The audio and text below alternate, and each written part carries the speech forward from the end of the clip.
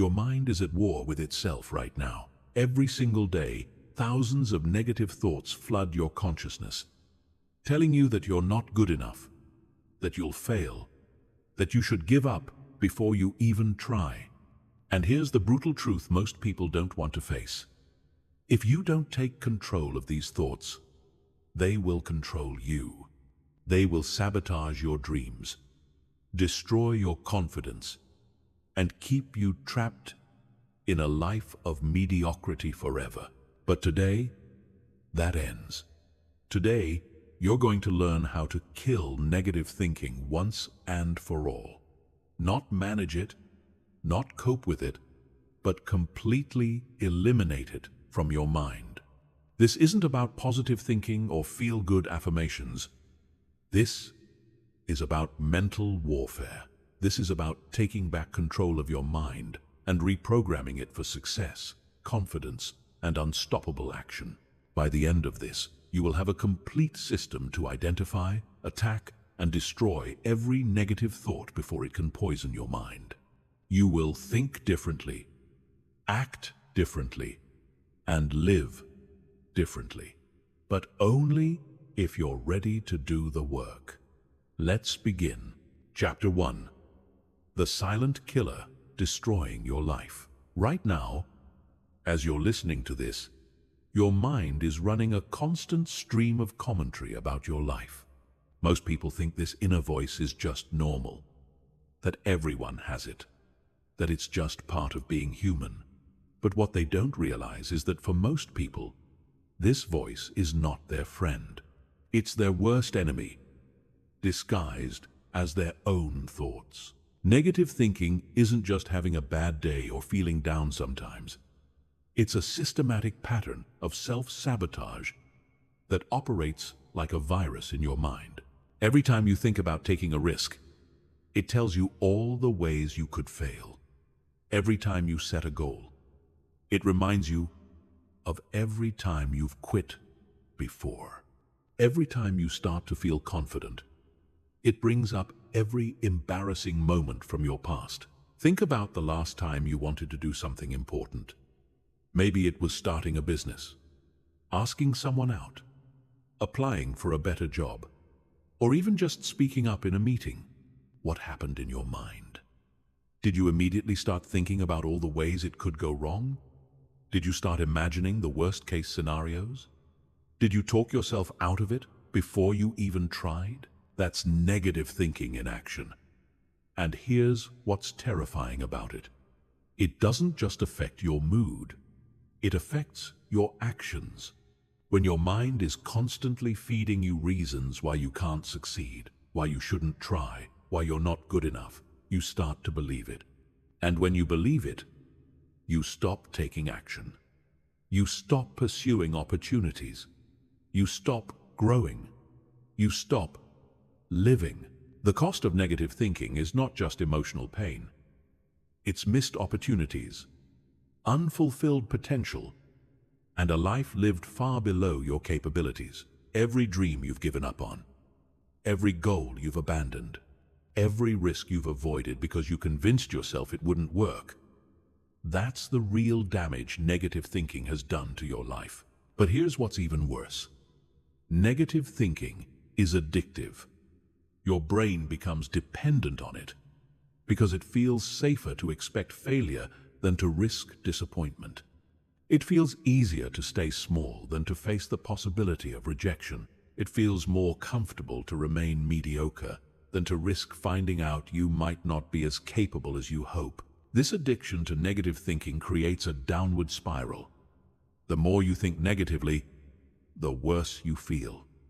The worse you feel, the less action you take.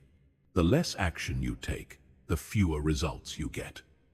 The fewer results you get, the more evidence your mind has that you're not capable of success.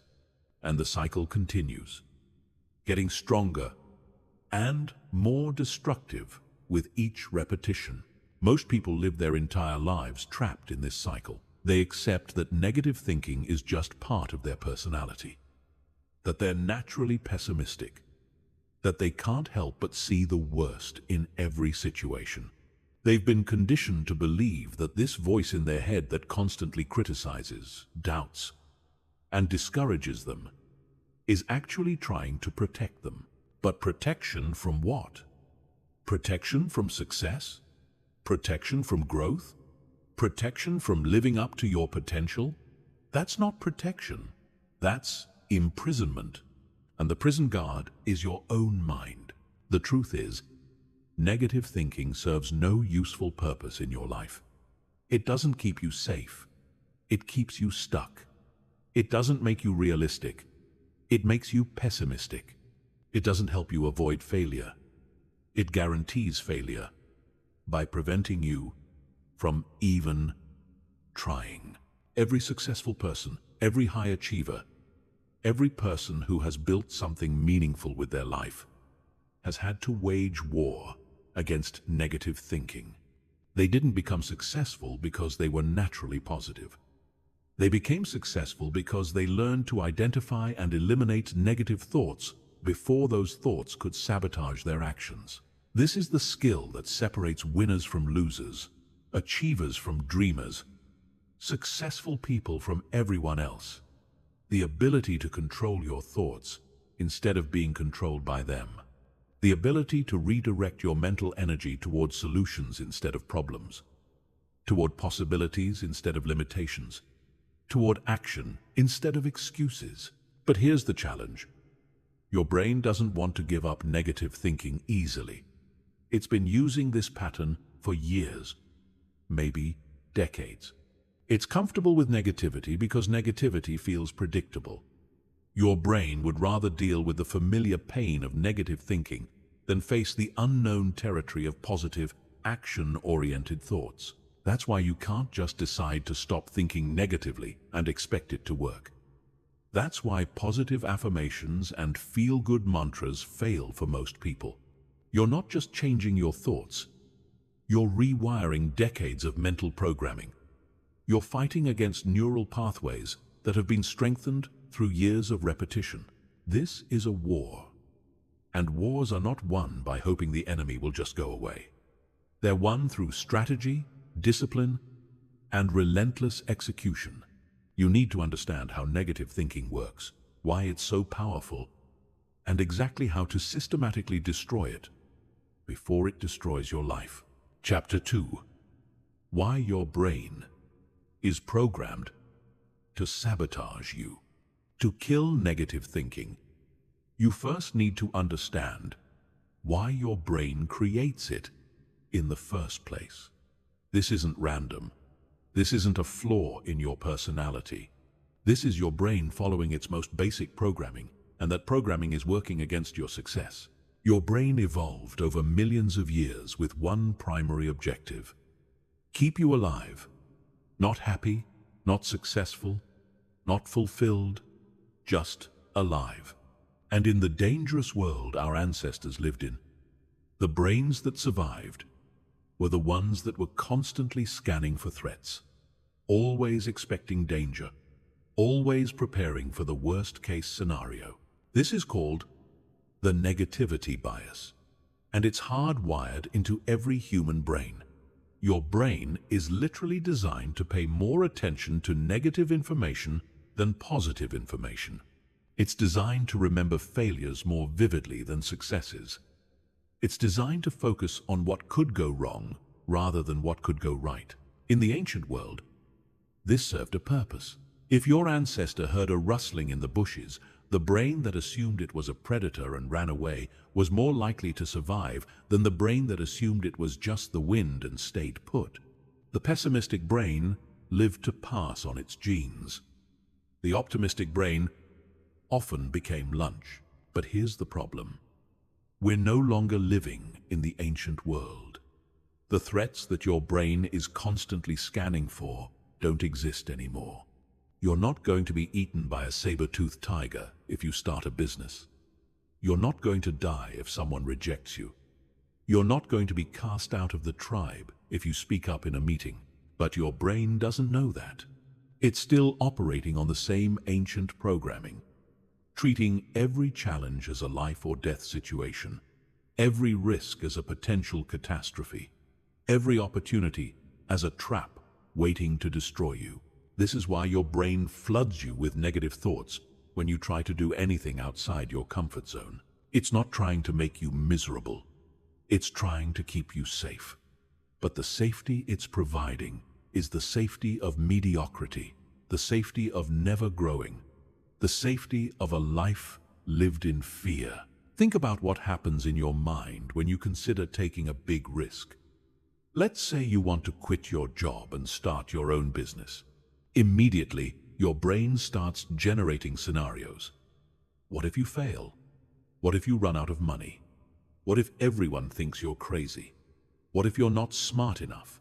What if the economy crashes? What if your idea doesn't work? Your brain can generate an infinite number of reasons why you shouldn't take action. It's incredibly creative when it comes to imagining disasters. But notice what it doesn't do. It doesn't spend nearly as much energy imagining all the ways you could succeed.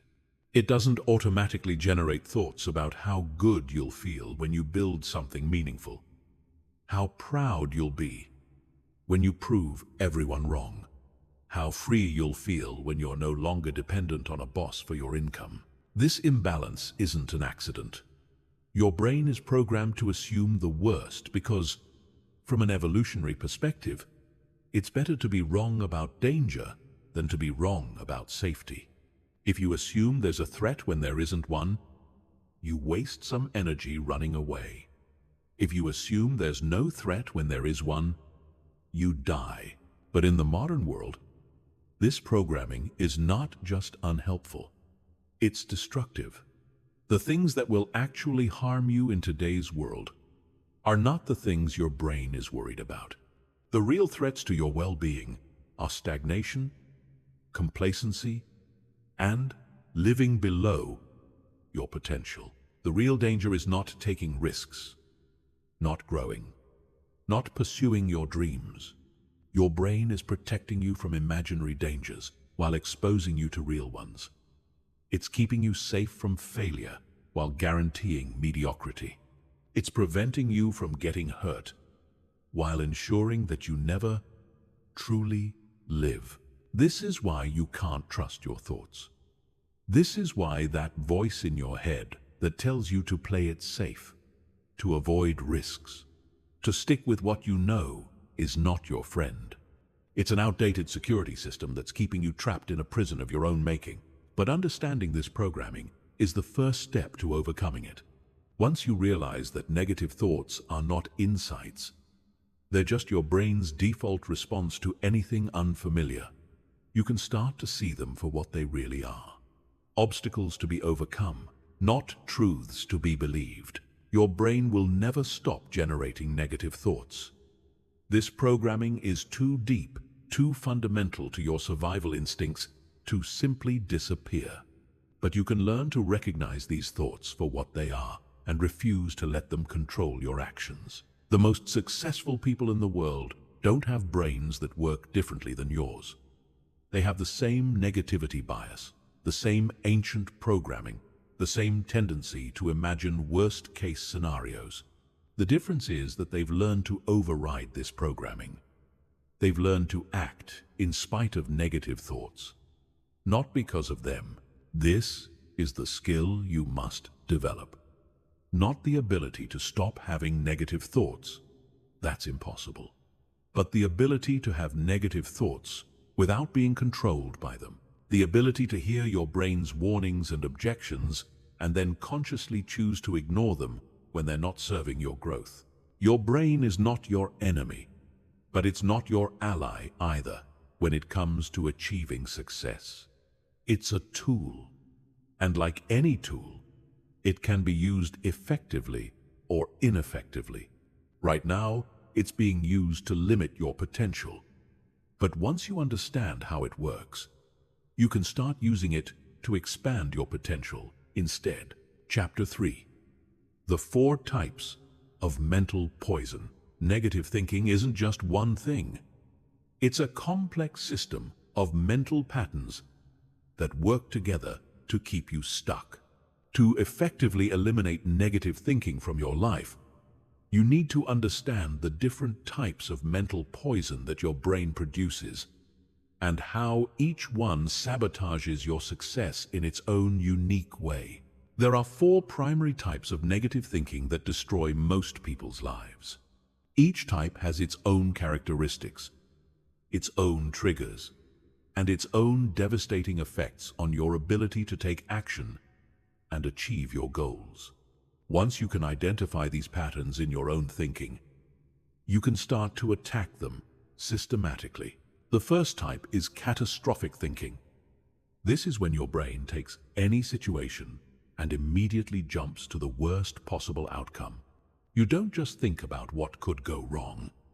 You assume that everything will go wrong in the most dramatic and devastating way possible. Catastrophic thinking sounds like this: if I start this business, I'll lose everything and end up homeless. If I ask for a promotion, they'll fire me and I'll never find another job. If I try to get in shape, I'll injure myself and be worse off than before.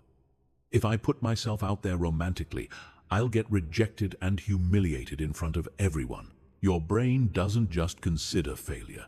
It assumes catastrophic failure. It doesn't just think about setbacks. It imagines complete destruction. This type of thinking is particularly toxic because it makes any risk seem unreasonable. When your brain is convinced that trying anything new will lead to total disaster, it becomes impossible to take action. The second type is all or nothing thinking.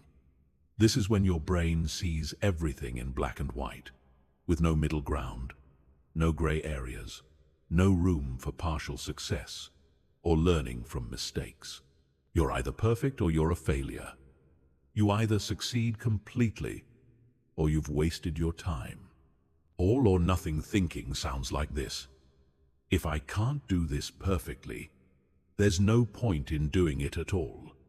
If I mess up once, I've ruined everything. If I'm not the best, I'm worthless. If this doesn't work exactly as planned, it's a complete failure. This type of thinking is devastating because it makes any setback feel like a total defeat.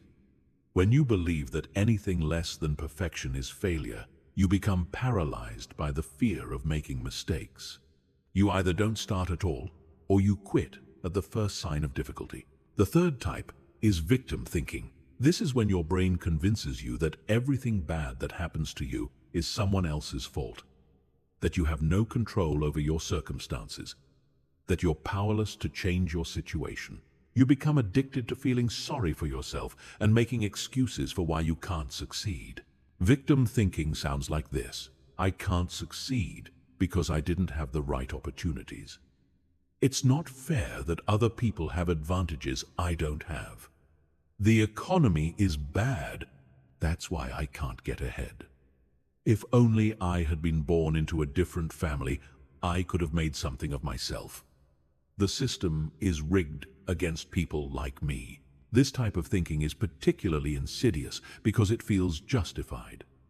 There are always external factors that make success more difficult.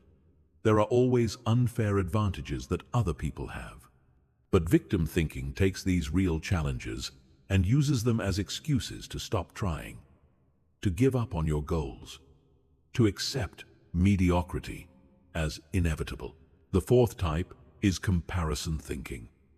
This is when your brain becomes obsessed with measuring your progress, your success, your worth against other people. Instead of focusing on your own growth and development, you become consumed with whether you're doing better or worse than everyone else. Comparison thinking sounds like this: everyone else is further ahead than I am. I'm too old to start now. Look at all these young people who are already successful. I'll never be as good as that person, so why bother trying? Everyone else makes this look easy. I must not be cut out for this. This type of thinking is toxic because it makes your sense of progress dependent on other people's achievements. When you're constantly comparing yourself to others, You either feel superior and become complacent, or you feel inferior and become discouraged. Either way, you stop focusing on what you need to do to improve your own situation. These 4 types of mental poison often work together. You might start with comparison thinking. Notice that other people seem more successful than you. Then switch to victim thinking about how unfair the world is. Then engage in catastrophic thinking about how trying to change your situation will only make things worse. And finally settle into all or nothing thinking, where you convince yourself that unless you can guarantee perfect success, there's no point in trying at all. The most dangerous thing about these thinking patterns is that they feel logical. Your brain presents them as rational analysis, as realistic assessment, as practical wisdom, but they're not rational. They're emotional reactions disguised as logical thoughts. They're fear and insecurity wearing the mask of intelligence and prudence. Each of these thinking patterns serves the same purpose. They give you reasons not to take action. They provide you with seemingly valid justifications for staying in your comfort zone, avoiding risks, and maintaining the status quo. They protect you from the possibility of failure by ensuring that you never really try. But here's what these patterns don't protect you from: the slow, grinding pain of regret, the daily frustration of knowing you're capable of more, but not doing anything about it, the long-term consequences of playing it safe, while your dreams slowly die. The people who achieve extraordinary things in life don't have different thoughts than you do. They have the same doubts, the same fears, the same mental poison flowing through their minds. The difference is that they've learned to recognize these thoughts as mental poison, not as truth. They've learned to see catastrophic thinking as paranoia, all or nothing thinking as perfectionism, victim thinking as excuse-making, and comparison thinking as distraction. Most importantly, they've learned that having these thoughts doesn't mean they have to obey them. You can have a catastrophic thought and still take action. You can notice yourself thinking in all or nothing terms and still pursue incremental progress. You can feel like a victim and still take responsibility for your future. You can compare yourself to others and still focus on your own path. The goal is not to never have these thoughts. That's impossible. The goal is to recognize them when they arise, understand what they're trying to do to you, and refuse to let them control your behavior. This requires constant vigilance, because your brain will keep producing these patterns automatically. But with practice, you can learn to see them coming and neutralize them before they sabotage your actions. Chapter 4. The Anatomy of a Negative Thought.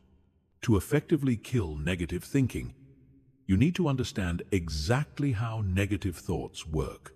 Most people treat thoughts as if they're facts, as if thinking something makes it true. But thoughts are not facts. They're mental events that arise and pass away in your consciousness. And once you understand the anatomy of a negative thought, you can learn to dissect it and destroy it. Every negative thought follows the same basic structure. It has a trigger, an emotional response, a story, and a conclusion.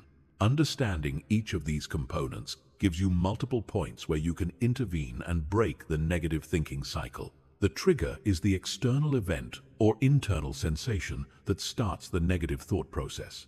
This could be anything: seeing someone more successful than you, remembering a past failure, facing a new challenge, feeling uncertain about the future, or even just having too much time to think. Triggers are not inherently negative.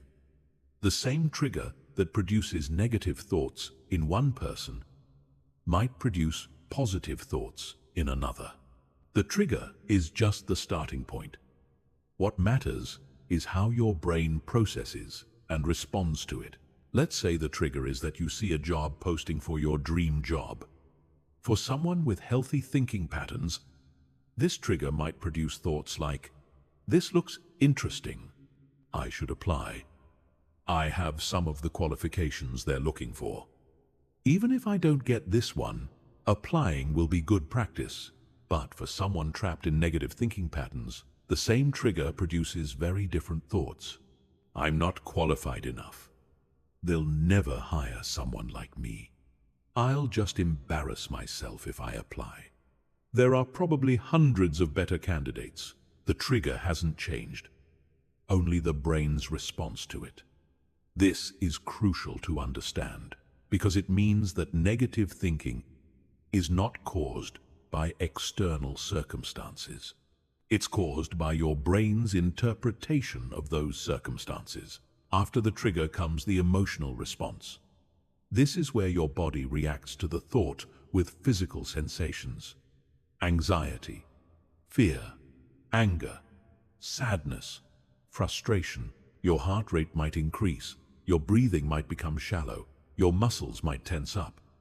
You might feel a sinking sensation in your stomach or a tightness in your chest.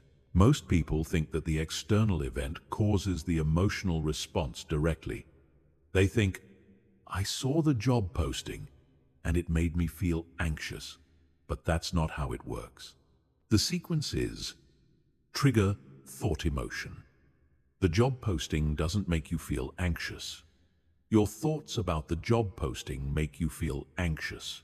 This distinction is critical because it means you have control over your emotional responses. You can't always control what happens to you, but you can learn to control how you think about what happens to you. And when you change your thoughts, your emotions change automatically. The third component is the story. This is where your brain creates a narrative to explain and justify the emotional response. The story usually sounds rational and logical, even though it's based on assumptions, projections, and fears rather than facts. Using our job posting example, the story might sound like this. "I've been in my current position for 3 years, and I haven't been promoted. That proves I don't have what it takes to advance in my career. This job requires 5 years of experience, and I only have 3. They probably want someone with a degree from a better university than mine. Even if I somehow got an interview, I'd probably say something stupid and embarrass myself. And even if by some miracle I got the job, I'd probably fail at it and get fired. Then I'd be worse off than I am now, and everyone would know I'm a failure." Notice how the story takes a simple trigger, seeing a job posting, and spins it into an elaborate narrative of inevitable failure. The story feels convincing because it references real facts. You've been in your current position for 3 years. The job does require 5 years of experience, but it combines these facts with assumptions and projections that have no basis in reality. The fourth component is the conclusion. This is where your brain decides what action to take based on the story it has created. And because negative thinking always tells stories of failure and disaster, the conclusion is almost always the same. Don't take action. In our example, the conclusion would be, "I shouldn't apply for this job because I'll just get rejected and feel worse about myself." This conclusion feels like the logical result of careful analysis, but it's actually the predetermined outcome that your brain was working toward from the beginning. Here's the most important thing to understand about this process. It happens automatically and almost instantaneously.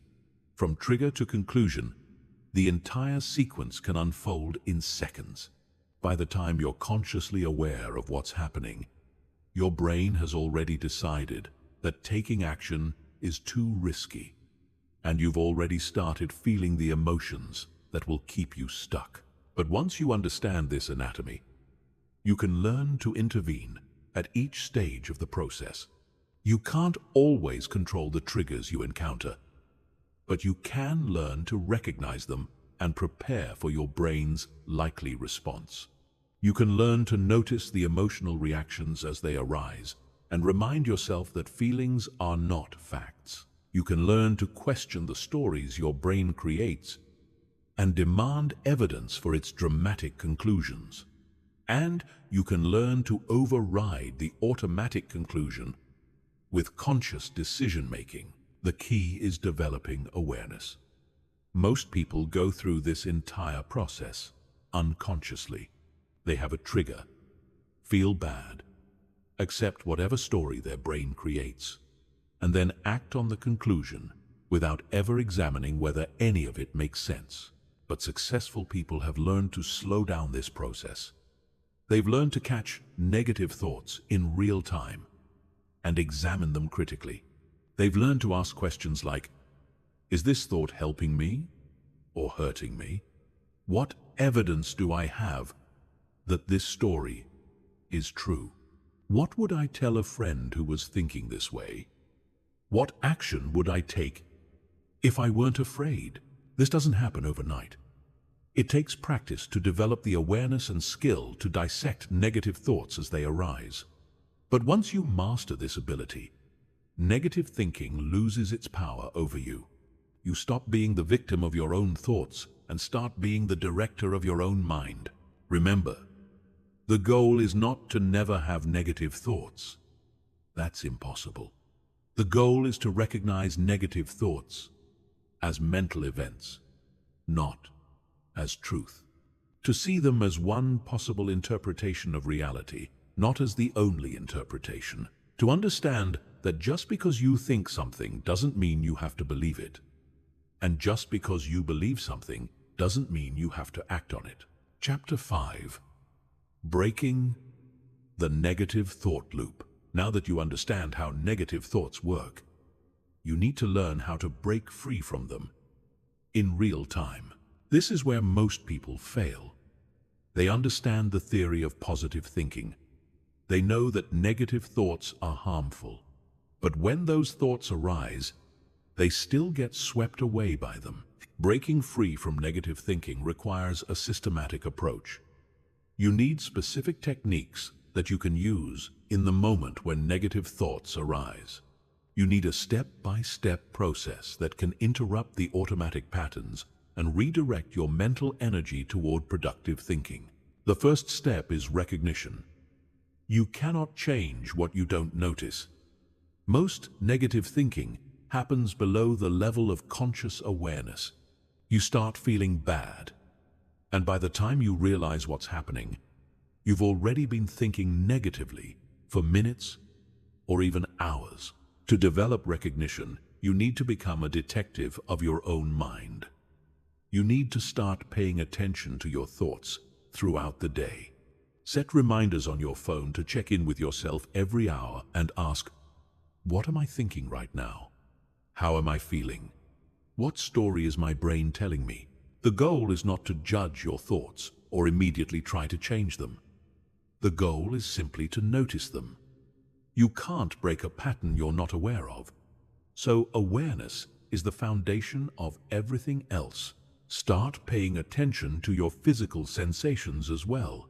Negative thinking almost always produces physical symptoms. Tension in your shoulders, tightness in your chest, a knot in your stomach, shallow breathing. These physical signals often appear before you're consciously aware of the negative thoughts. So they can serve as early warning systems. When you notice these physical sensations, stop and ask yourself, what was I just thinking about? Often, you'll discover that your brain was running negative scenarios without your conscious knowledge. The second step is interruption. Once you've recognized that you're caught in negative thinking, you need to interrupt the pattern immediately. The longer you allow negative thoughts to continue, the stronger they become and the harder they are to stop.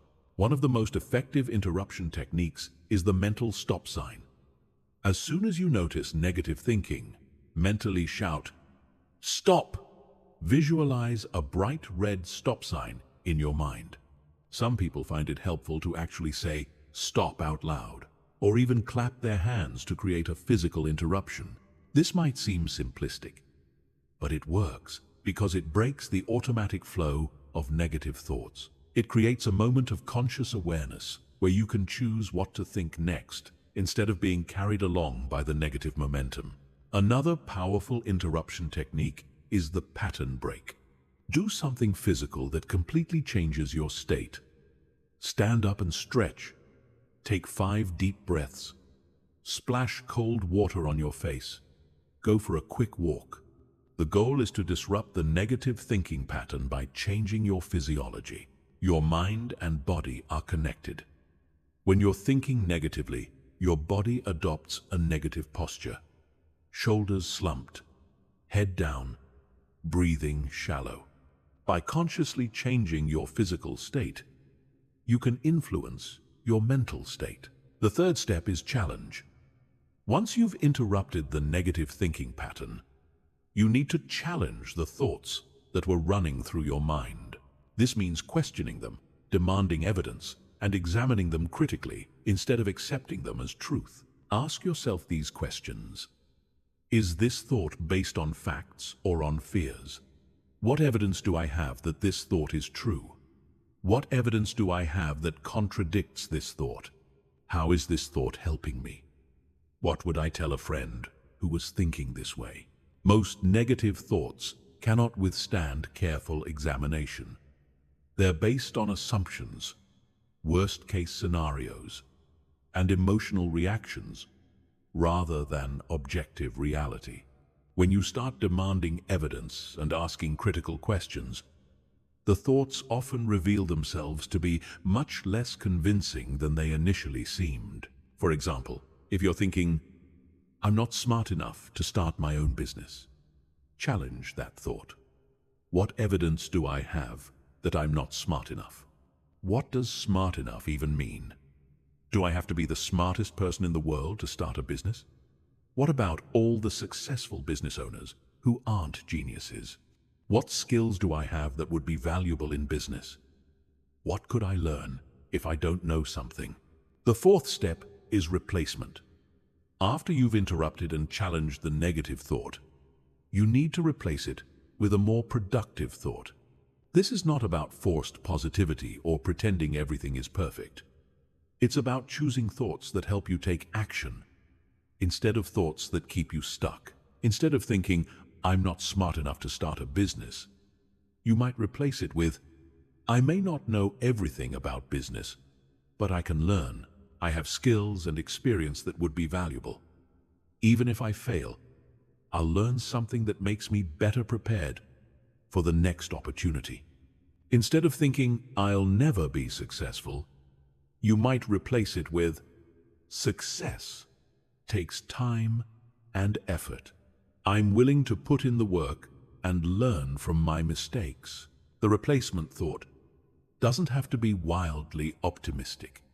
It just has to be more realistic and more conducive to taking action than the original negative thought. The fifth step is action. This is the most crucial step, and it's where most people fail. They successfully interrupt, challenge, and replace their negative thoughts, but then they go back to their normal activities without taking any action toward their goals. But here's the truth. The best way to prove to your brain that negative thoughts are wrong is to take action in spite of them. Every time you act despite negative thinking, you weaken the pattern. Every time you let negative thoughts stop you from acting, you strengthen the pattern. The action doesn't have to be massive. It can be as simple as making one phone call, sending one email, or taking one small step toward your goal. The key is to take some action while the positive momentum is fresh, before negative thinking has a chance to regain control. This 5-step process: recognize, interrupt, challenge, replace, action, becomes easier with practice. At first, it will feel awkward and mechanical. You might not catch negative thoughts until they've been running for a while. You might struggle to come up with good challenges or replacements. You might forget to take action. That's normal. Like any skill, This takes time to develop. But if you commit to practicing this process consistently, it will become automatic.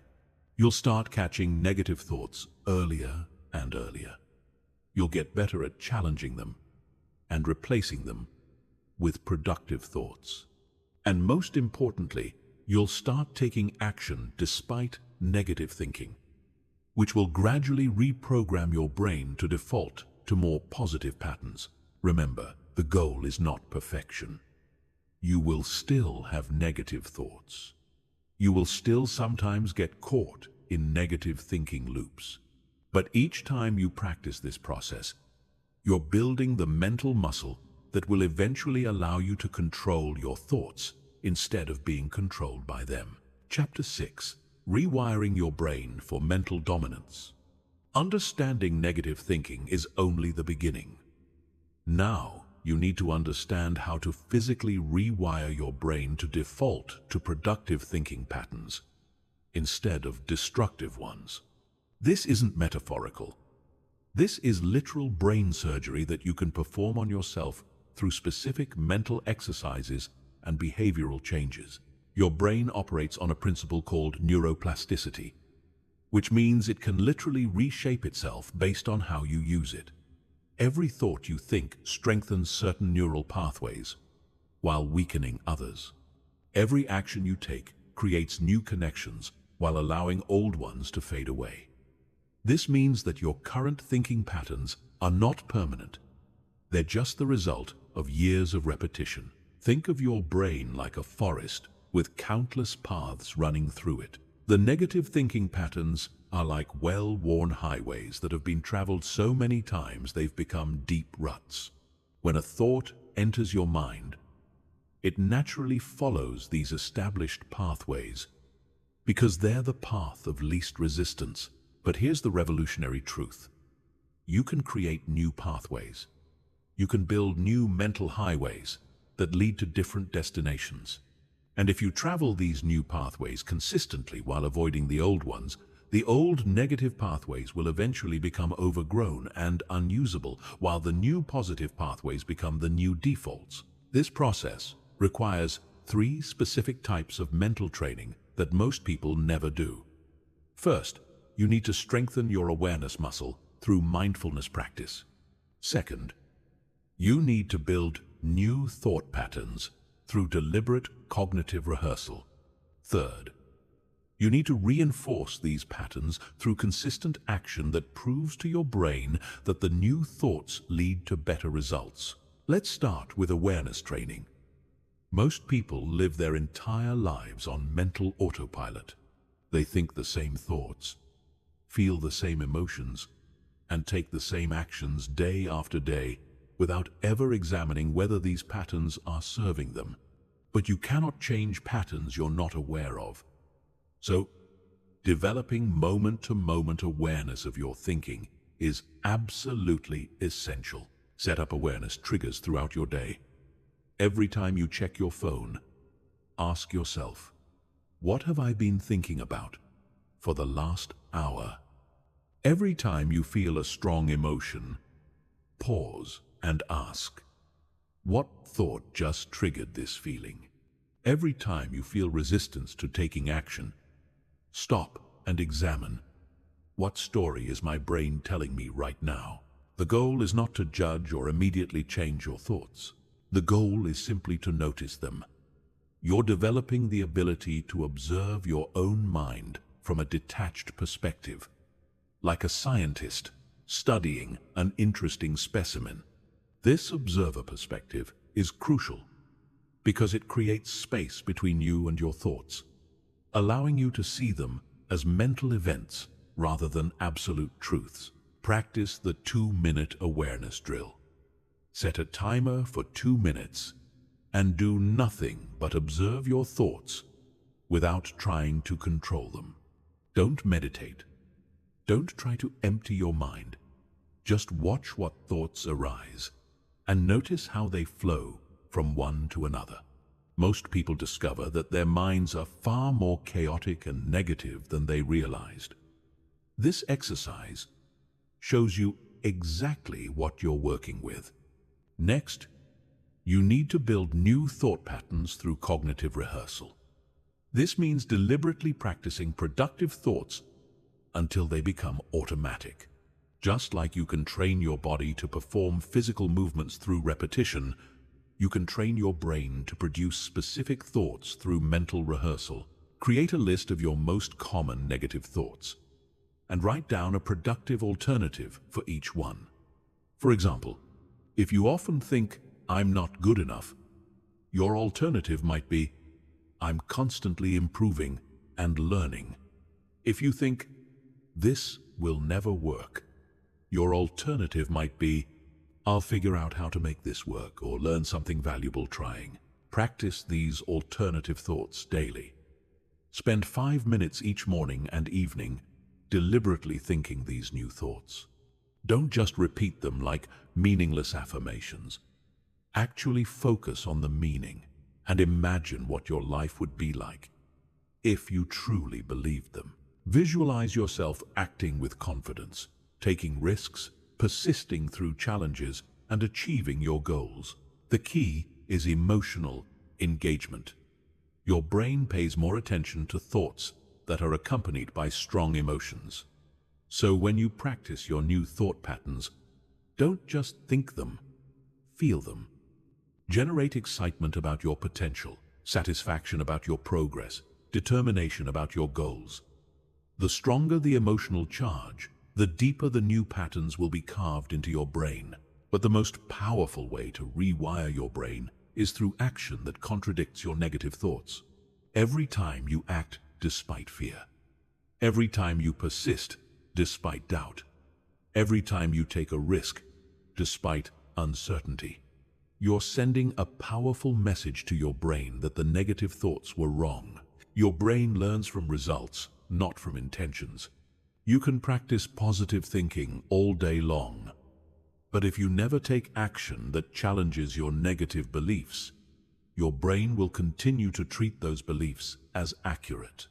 However, when you consistently take action that proves negative thoughts wrong, your brain has no choice but to update its programming. Start with small actions that directly contradict your most limiting beliefs. If you believe you're not confident enough to speak up, force yourself to ask one question in every meeting. If you believe you're not disciplined enough to stick with goals, commit to one small daily habit and follow through no matter what. If you believe you're not smart enough to learn new skills, dedicate 30 minutes each day to studying something challenging. These actions might feel uncomfortable or even terrifying at first. That's normal. Your brain will resist because you're literally asking it to abandon patterns that have been its default for years or decades. But discomfort is the price of growth. Every moment of discomfort you endure while taking productive action is literally rewiring your brain for future success. Track your progress obsessively. Keep a daily log of every time you catch a negative thought and replace it with a productive one. Record every time you take action despite fear or doubt. Celebrate every small victory, because each one is evidence that your brain is changing. Most people give up on this process too early because they don't see immediate results. But neuroplasticity takes time. You didn't develop negative thinking patterns overnight, and you won't eliminate them overnight. But if you consistently practice awareness, rehearse new thought patterns, and take action that contradicts negative beliefs, you will literally reshape your brain. The timeline varies for different people, but most people start noticing significant changes within 30 to 60 days of consistent practice. They find that negative thoughts arise less frequently and have less emotional impact when they do arise. They notice that productive thoughts start appearing automatically in situations where they used to default to negativity. Most importantly, they find that taking action becomes easier because their brain is no longer constantly generating reasons not to try. This is not positive thinking or wishful thinking. This is brain training based on neuroscience. You're not trying to convince yourself that everything is perfect or that success is guaranteed. You're simply training your brain to focus on possibilities instead of problems, solutions instead of obstacles, action instead of excuses. Chapter 7. Advanced Thought Detection and Elimination. Now that you understand how to rewire your brain, you need to develop advanced skills for detecting and eliminating negative thoughts before they can take root. Most people only notice negative thinking after it's already affected their mood and motivation. But you can learn to catch these thoughts much earlier in the process, sometimes even before they fully form in your consciousness. Advanced thought detection requires understanding the early warning signs that negative thinking is beginning to emerge. These signs appear in your body, your emotions, and your behavior before the actual thoughts become clear in your mind. By learning to recognize these signals, you can intervene much more quickly and effectively. The first warning sign is physical tension. Negative thinking almost always produces physical stress responses. Tightness in your jaw, tension in your shoulders, clenching in your stomach, changes in your breathing pattern. These physical responses often occur within seconds of a negative thought arising, sometimes before you're even consciously aware of what you're thinking. Start conducting regular body scans throughout your day. Every hour, take 30 seconds to check in with your physical state. Are your shoulders tense? Is your jaw clenched? Is your breathing shallow? Are you holding tension anywhere in your body? When you notice physical tension, immediately ask yourself, what was I just thinking about? Often, you'll discover that your mind was running negative scenarios without your conscious knowledge. The second warning sign is emotional shifts. Your emotions respond to your thoughts almost instantaneously. A sudden feeling of anxiety, discouragement, frustration, or hopelessness usually indicates that negative thinking has begun, even if you haven't identified the specific thoughts yet. Develop emotional awareness by rating your mood on a scale of 1 to 10 every few hours. When you notice your mood dropping, stop and trace backward. When did I start feeling this way? What was happening right before my mood shifted? What thoughts might have triggered this emotional change? This backward tracing often reveals negative thought patterns that were operating below your conscious awareness. The third warning sign is behavioral changes.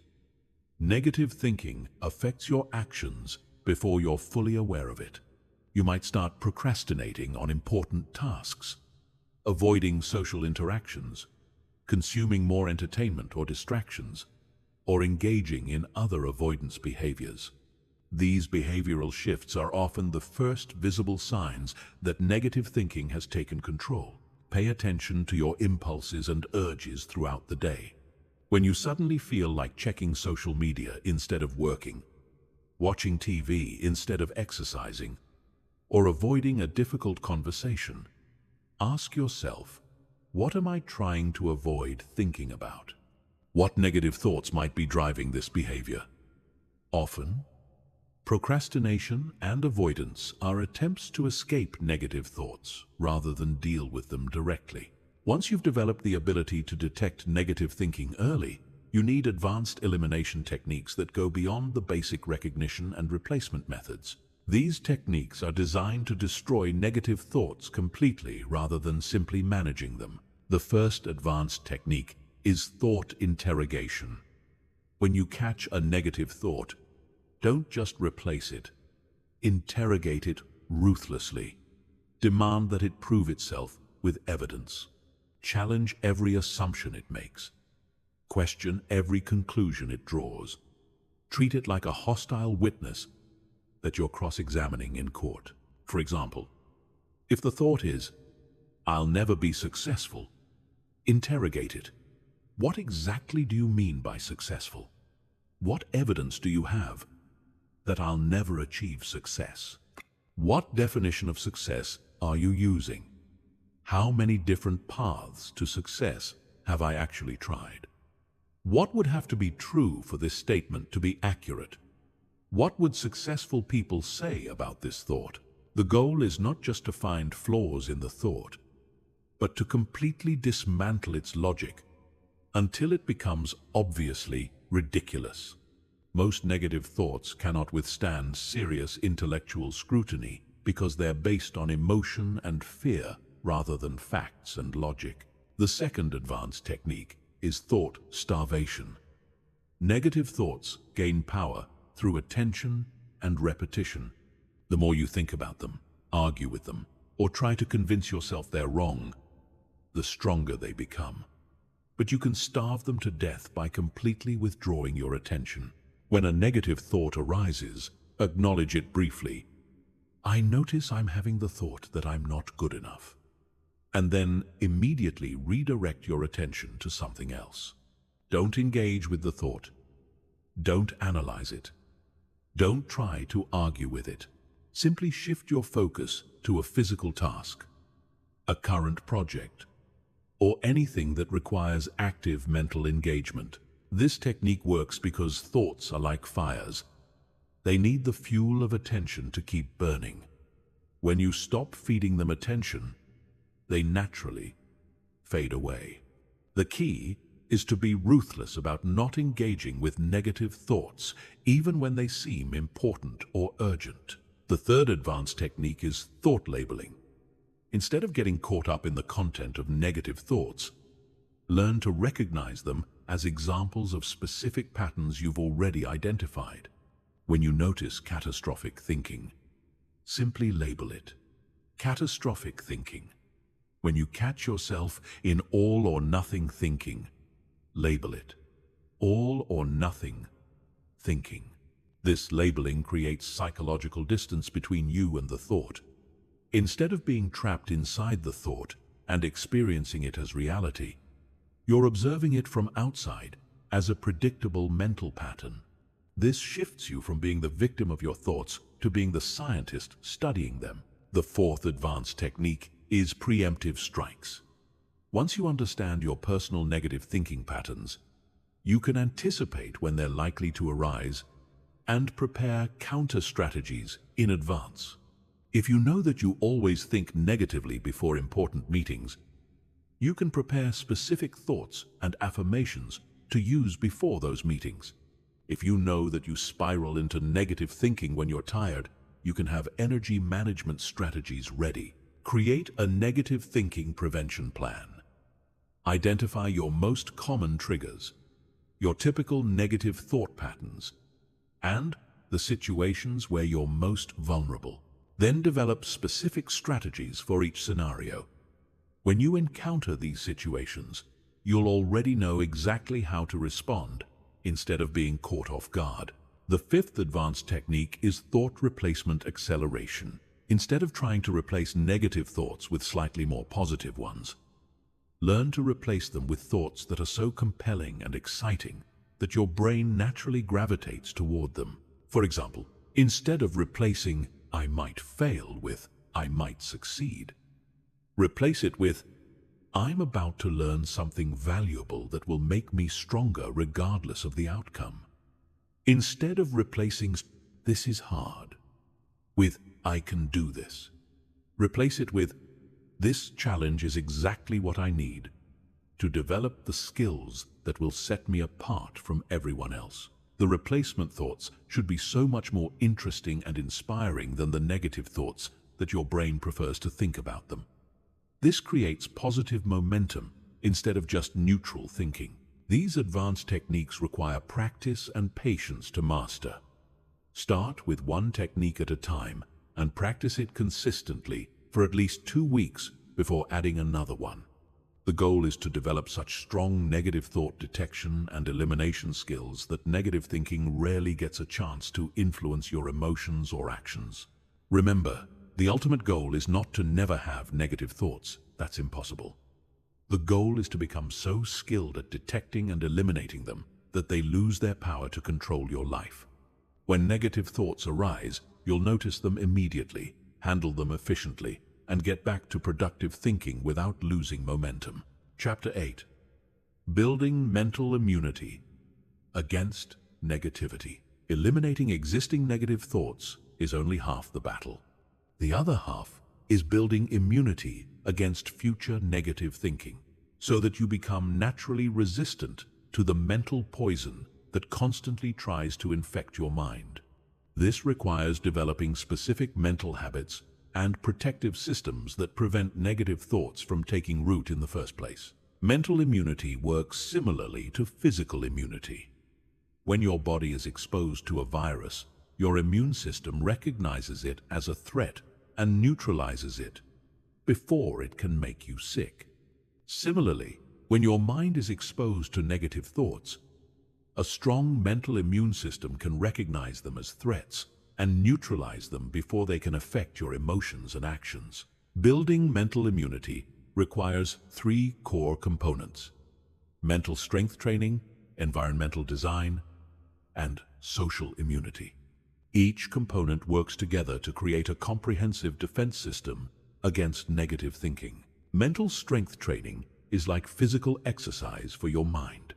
Just as regular physical exercise makes your body stronger and more resistant to illness, regular mental exercise makes your mind stronger and more resistant to negative thinking.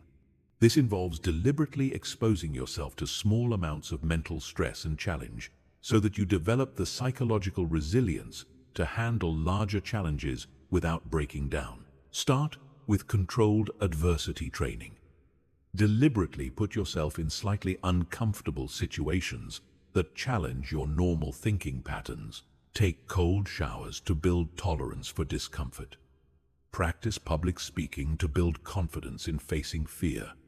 Exercise when you don't feel like it to build discipline. Have difficult conversations to build courage. The key is that these challenges are voluntary and controlled. You're choosing to face small amounts of adversity when you're mentally prepared, rather than being overwhelmed by adversity when you're unprepared. This builds psychological muscle memory that you can draw on when real challenges arise. Practice negative thought simulation. This might sound counterintuitive, but deliberately imagining worst-case scenarios and then working through how you would handle them actually makes you more resistant to negative thinking when these scenarios arise naturally.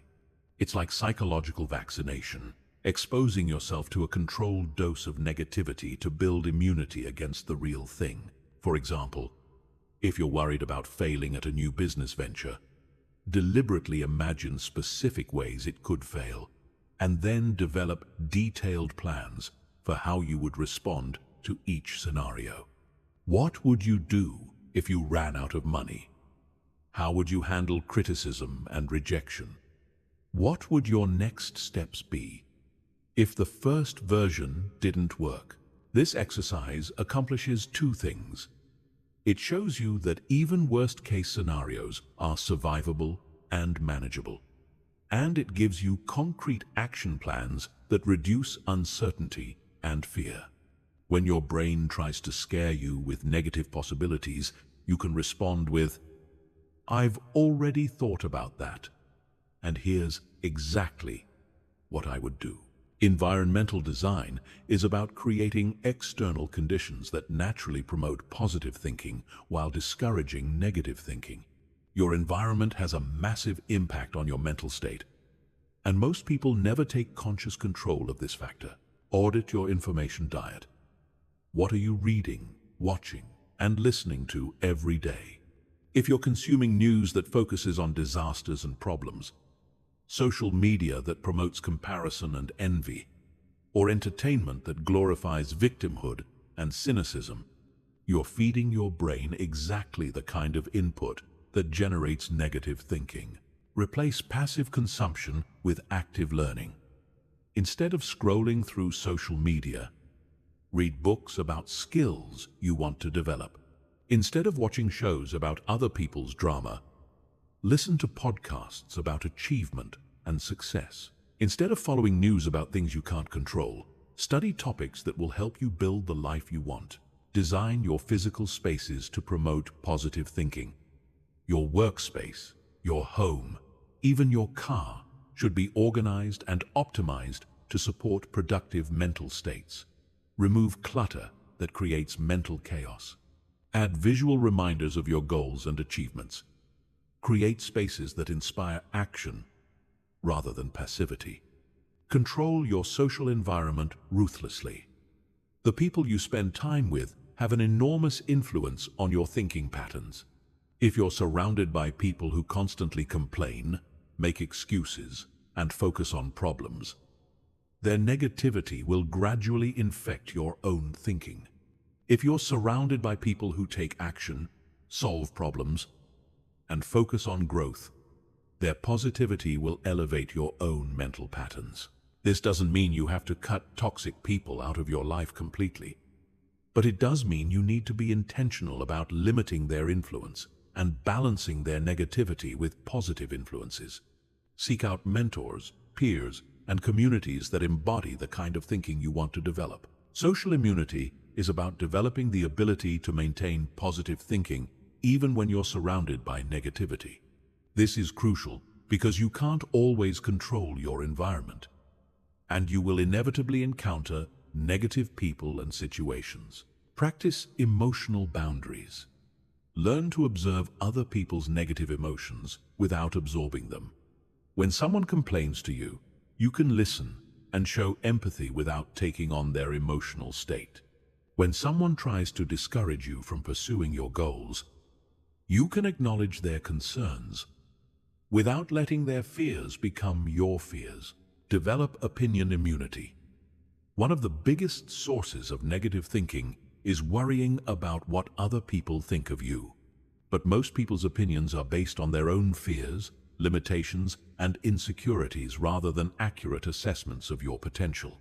Learning to value your own judgment over other people's opinions is essential for mental immunity. Practice this by making decisions based on your own values and goals, rather than on what you think others expect of you.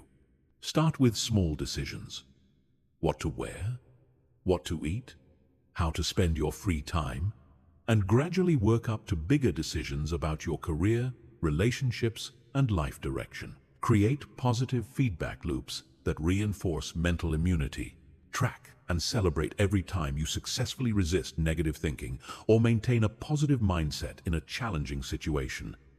Keep a daily log of mental victories, no matter how small. This creates evidence that your mental immune system is working and motivates you to continue strengthening it. The goal is to reach a point where negative thinking feels foreign and uncomfortable, like trying to wear clothes that don't fit. When your mental immune system is strong, negative thoughts will feel obviously wrong, and you'll naturally reject them without conscious effort. This level of mental immunity doesn't happen overnight, but it's absolutely achievable with consistent practice. As you build mental strength, optimize your environment, and develop social immunity, you'll find that negative thinking has less and less power over your life. Eventually, you'll reach a state where positive, productive thinking is your natural default, and negativity can only affect you if you consciously choose to engage with it. Chapter 9. The Psychology of Relentless Optimism. True mental dominance goes beyond just eliminating negative thinking. It requires developing what I call relentless optimism, a mindset so powerfully positive that it becomes your competitive advantage in every area of life. This is not naive positivity or wishful thinking. This is a scientifically grounded psychological strategy that high performers use to achieve extraordinary results. Relentless optimism is different from regular optimism in three crucial ways. First, it's based on evidence and action rather than hope and fantasy. Second, it's maintained even in the face of setbacks and failures. Third, it's weaponized. used as a tool to create results rather than just feel good. The foundation of relentless optimism is what psychologists call an internal locus of control. This means believing that your actions have more influence over your outcomes than external circumstances do. People with an internal locus of control see themselves as the primary driver of their success or failure. People with an external locus of control see themselves as victims of circumstances beyond their control. This belief system is not just motivational, it's practical.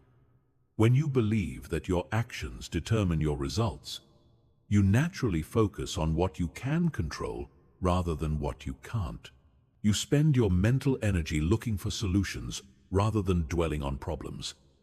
You take more action because you believe action will make a difference. Develop internal locus of control by taking responsibility for everything in your life, even things that aren't technically your fault. If you get rejected for a job, instead of blaming the employer, ask what you could have done differently in your application or interview. If a relationship doesn't work out, instead of focusing on the other person's flaws, examine what you could have done better. This doesn't mean blaming yourself for everything bad that happens. It means looking for the aspects of every situation that you can influence or control, no matter how small, and focusing your attention there. This mental habit trains your brain to see opportunities for influence rather than reasons for helplessness. The second component of relentless optimism is solution-focused thinking. Most people are problem-focused. When they encounter an obstacle, they spend most of their mental energy analyzing the problem, understanding why it exists, and often complaining about it. But successful people are solution-focused. They spend minimal time on the problem and maximum time on potential solutions. Train yourself to shift immediately from problem identification to solution generation. When you encounter any challenge, give yourself exactly 60 seconds to understand the problem. Then spend all remaining time brainstorming solutions.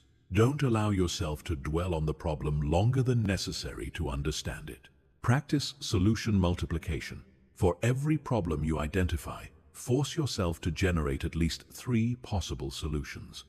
This trains your brain to see multiple paths forward rather than getting stuck thinking there's only one way to handle a situation. The more solutions you can generate, the more optimistic you'll feel about your ability to overcome any obstacle. The third component is failure reframing. People with relentless optimism don't experience failure the same way that average people do. They don't see failure as evidence that they're not capable or that their goals are unrealistic. They see failure as data that helps them improve their approach. Develop a failure portfolio, a collection of every significant failure you've experienced, along with the lessons you learned from each one. Review this portfolio regularly and notice how each failure contributed to your current knowledge and capabilities. This practice transforms failure from something to fear into something to value. When new failures occur, immediately ask yourself 3 questions. What did I learn from this? How does this information help me improve my approach? What would I do differently next time? This reframing process should happen within hours of any setback, before negative thinking has a chance to take root. The fourth component is momentum thinking. People with relentless optimism understand that success is not a single event, but a series of small wins that build momentum over time. They focus more on maintaining forward progress than on achieving perfect outcomes. Celebrate micro-wins obsessively. Every small step toward your goals deserves recognition and celebration. Made one sales call? Celebrate. Worked out for 20 minutes? Celebrate. Had one productive conversation? Celebrate. These celebrations reinforce the neural pathways associated with taking action and build positive momentum that makes future action easier. Create momentum triggers. Specific actions you can take to generate positive momentum whenever you feel stuck or discouraged. This might be completing a simple task you've been avoiding, doing something physical to change your energy, or reviewing your previous achievements to remind yourself of your capabilities. The fifth component is possibility expansion. Most people think in terms of limitation. They see all the reasons why something won't work, or why they're not capable of achieving what they want. People with relentless optimism think in terms of possibility. They see opportunities, potential solutions, and ways to grow into the person who can achieve their goals. Practice what if thinking focused on positive outcomes. Instead of asking, what if this doesn't work? Ask, what if this works better than I expected? Instead of, what if I'm not good enough? Ask, what if I'm more capable than I realize? Instead of, what if I fail? Ask, what if success is easier than I think? This is not denial of reality. It's strategic focus. Negative possibilities and positive possibilities both exist in any situation. Relentless optimism means consciously choosing to focus on the positive possibilities because that focus leads to more action and better results. Study people who have achieved what you want to achieve, not to copy their exact methods, but to expand your sense of what's possible. If someone else has overcome similar obstacles or achieved similar goals, that's proof that it can be done. Their success becomes evidence for your optimism rather than a source of comparison and discouragement. The sixth component is energy management. Relentless optimism requires high mental energy, and high mental energy requires protecting yourself from energy drains while actively seeking energy sources. Identify and eliminate energy vampires, activities, people, and thoughts that drain your mental energy without providing value. This includes excessive news consumption, toxic relationships, unproductive worry, and any activities that leave you feeling depleted rather than energized. Actively cultivate energy sources, activities that restore and increase your mental energy.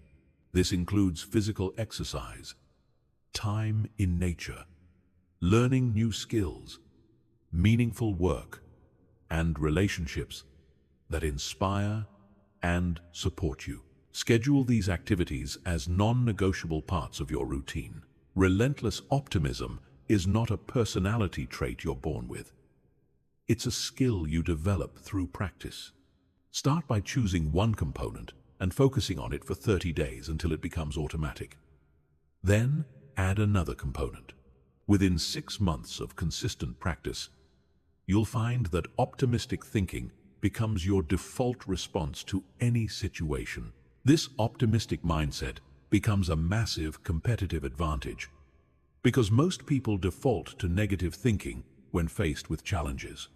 While others are paralyzed by doubt and fear, you'll be energized by possibility and opportunity. While others see obstacles, you'll see stepping stones. While others give up, you'll keep pushing forward with unshakable confidence that you'll eventually find a way to succeed. Chapter 10. Mental Models of Peak Performers. The difference between average people and peak performers is not talent, luck, or circumstances. It's the mental models they use to interpret reality and make decisions.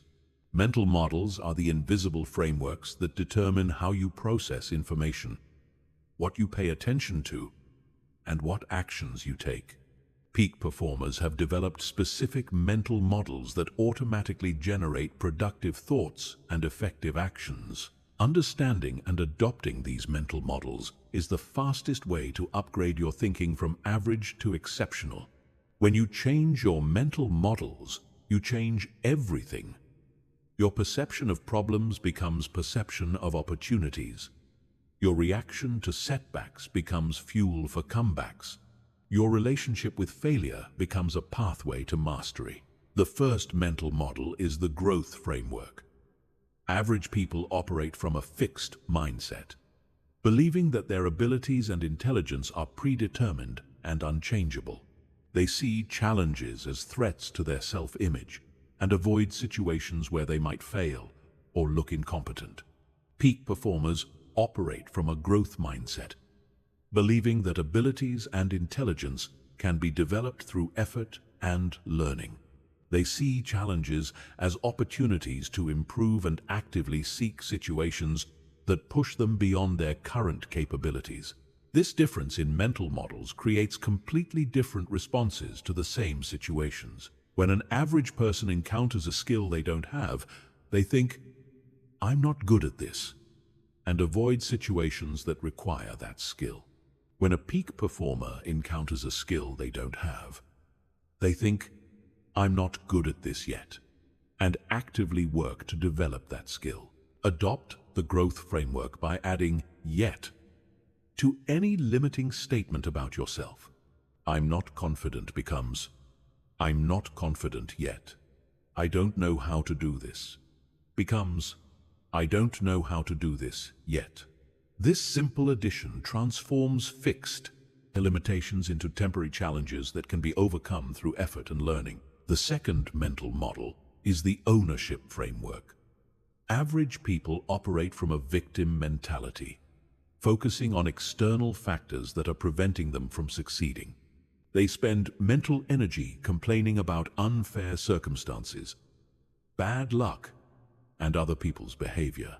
Peak performers operate from an ownership mentality, taking responsibility for their results, regardless of external circumstances. They spend mental energy identifying what they can control and influence. This ownership framework doesn't mean accepting blame for everything bad that happens. It means looking for your sphere of influence in every situation and focusing your energy there.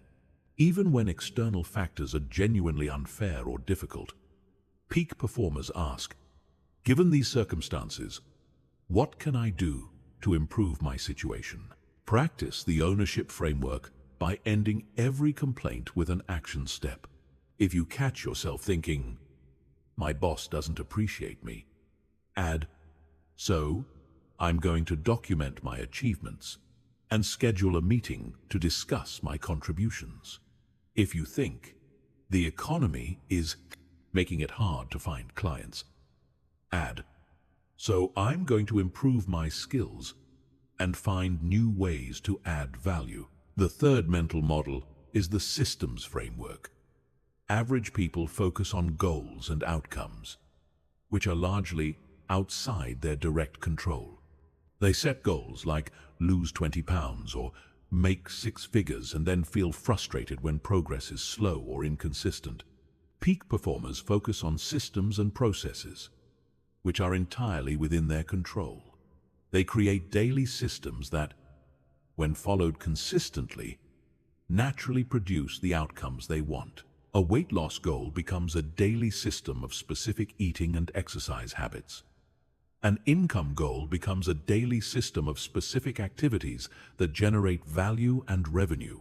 A relationship goal becomes a daily system of specific behaviors that build connection and trust. The systems framework creates more consistent action because it focuses on what you do today rather than what you want to achieve someday. It also creates more sustainable motivation because you can win every single day by following your system, regardless of whether you've achieved your ultimate goal yet. Design your own systems by breaking down your biggest goals into daily actions that you can control completely. If your goal is to build a business, your daily system might include making 10 sales calls, writing 500 words of content, and learning something new about your industry. If your goal is to get in shape, your daily system might include 30 minutes of exercise, tracking your food intake, and getting 8 hours of sleep. The fourth mental model is the leverage framework. Average people think in terms of linear effort. If they want twice the results, they try to work twice as hard. Peak performers think in terms of leverage. They look for ways to get exponential results from the same amount of effort. They understand that working harder is limited by time and energy, but working smarter can produce unlimited results. Leverage comes from three sources: tools and technology that multiply your capabilities, systems and processes that multiply your efficiency, and people and relationships that multiply your reach. Peak performers are constantly looking for ways to use these leverage sources to amplify their efforts. Adopt the leverage framework by regularly asking yourself three questions. What tools could help me do this faster or better?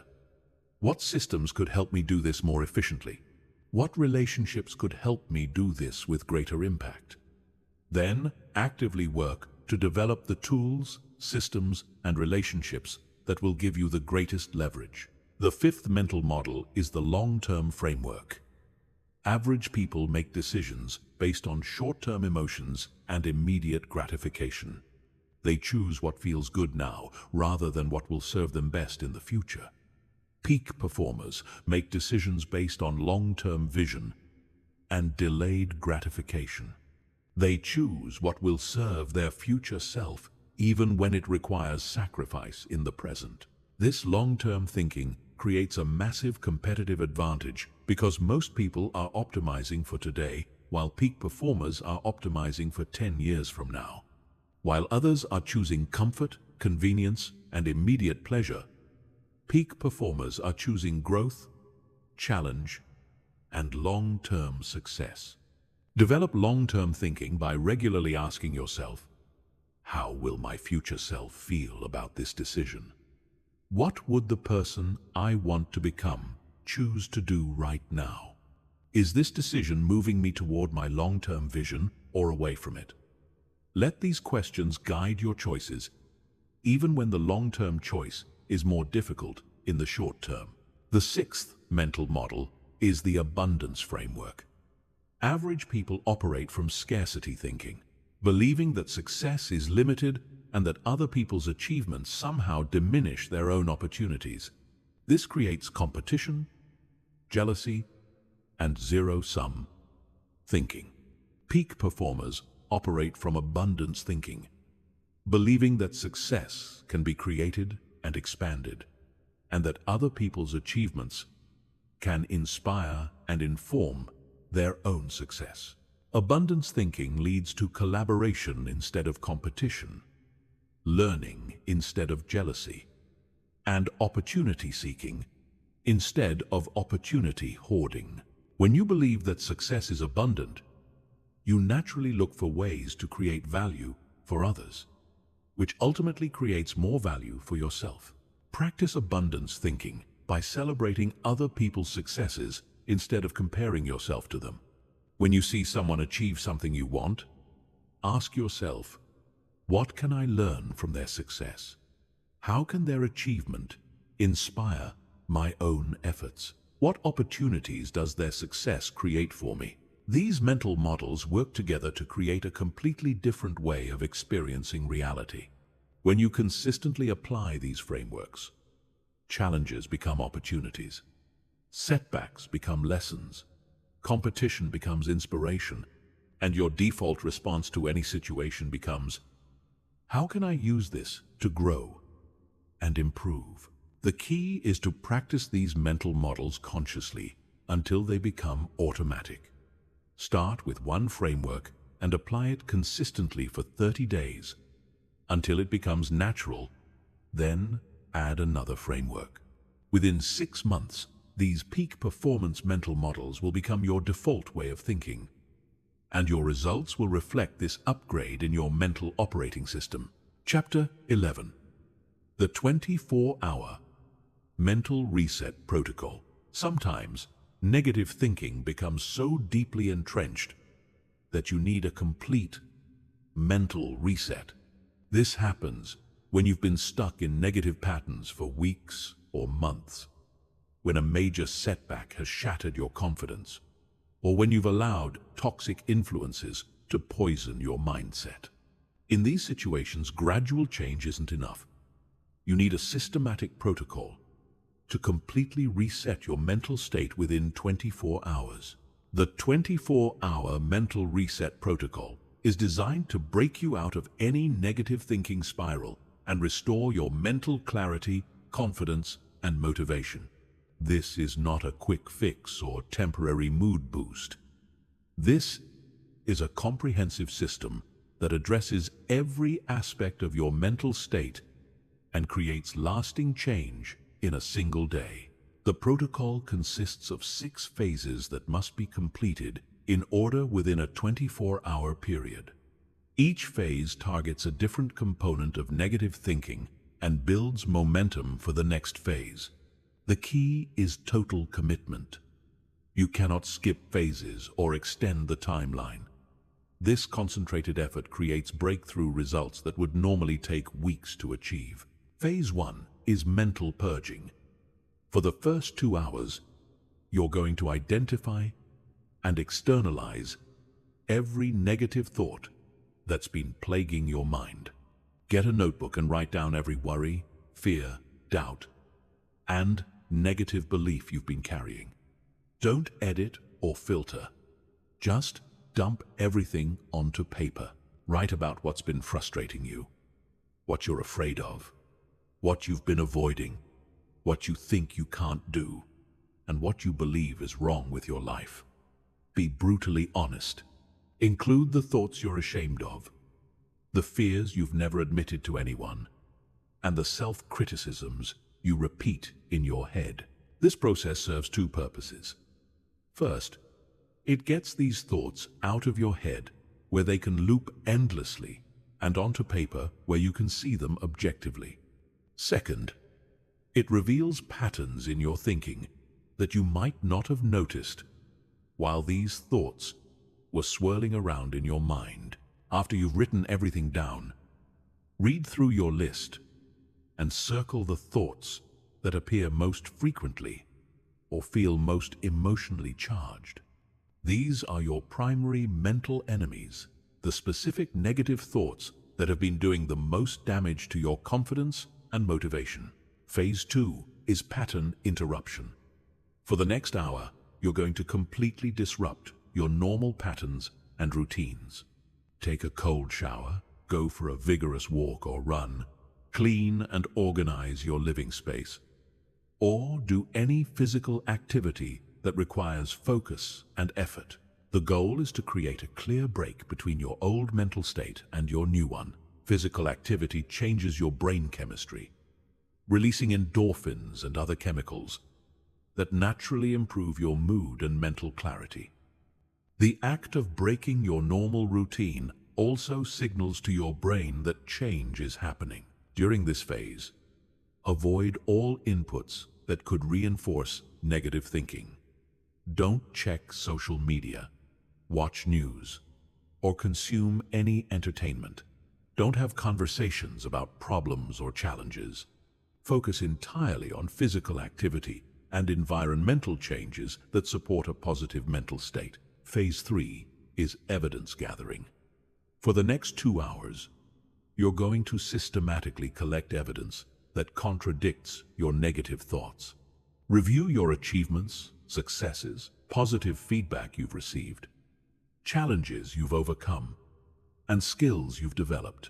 Look through old emails, text messages, photos, awards, or any other records of positive experiences and accomplishments. Write down specific examples of times when you succeeded, when others recognized your value, when you overcame obstacles, or when you grew from difficult experiences. The goal is to build an overwhelming case against your negative thoughts. For every negative belief you identified in phase 1, find at least 3 pieces of evidence that contradict it. If you believe you're not capable, find examples of capabilities you've demonstrated. If you believe you always fail, find examples of successes you've achieved. This phase is crucial because negative thinking creates selective memory. You remember failures vividly while forgetting successes completely. By systematically reviewing your positive experiences, you restore balance to your self-perception and undermine the foundation of negative thinking. Phase 4 is future visioning. For the next hour, you're going to create a detailed, compelling vision of your future that excites and motivates you. Write down exactly what you want your life to look like in 1 year, 5 years, and 10 years.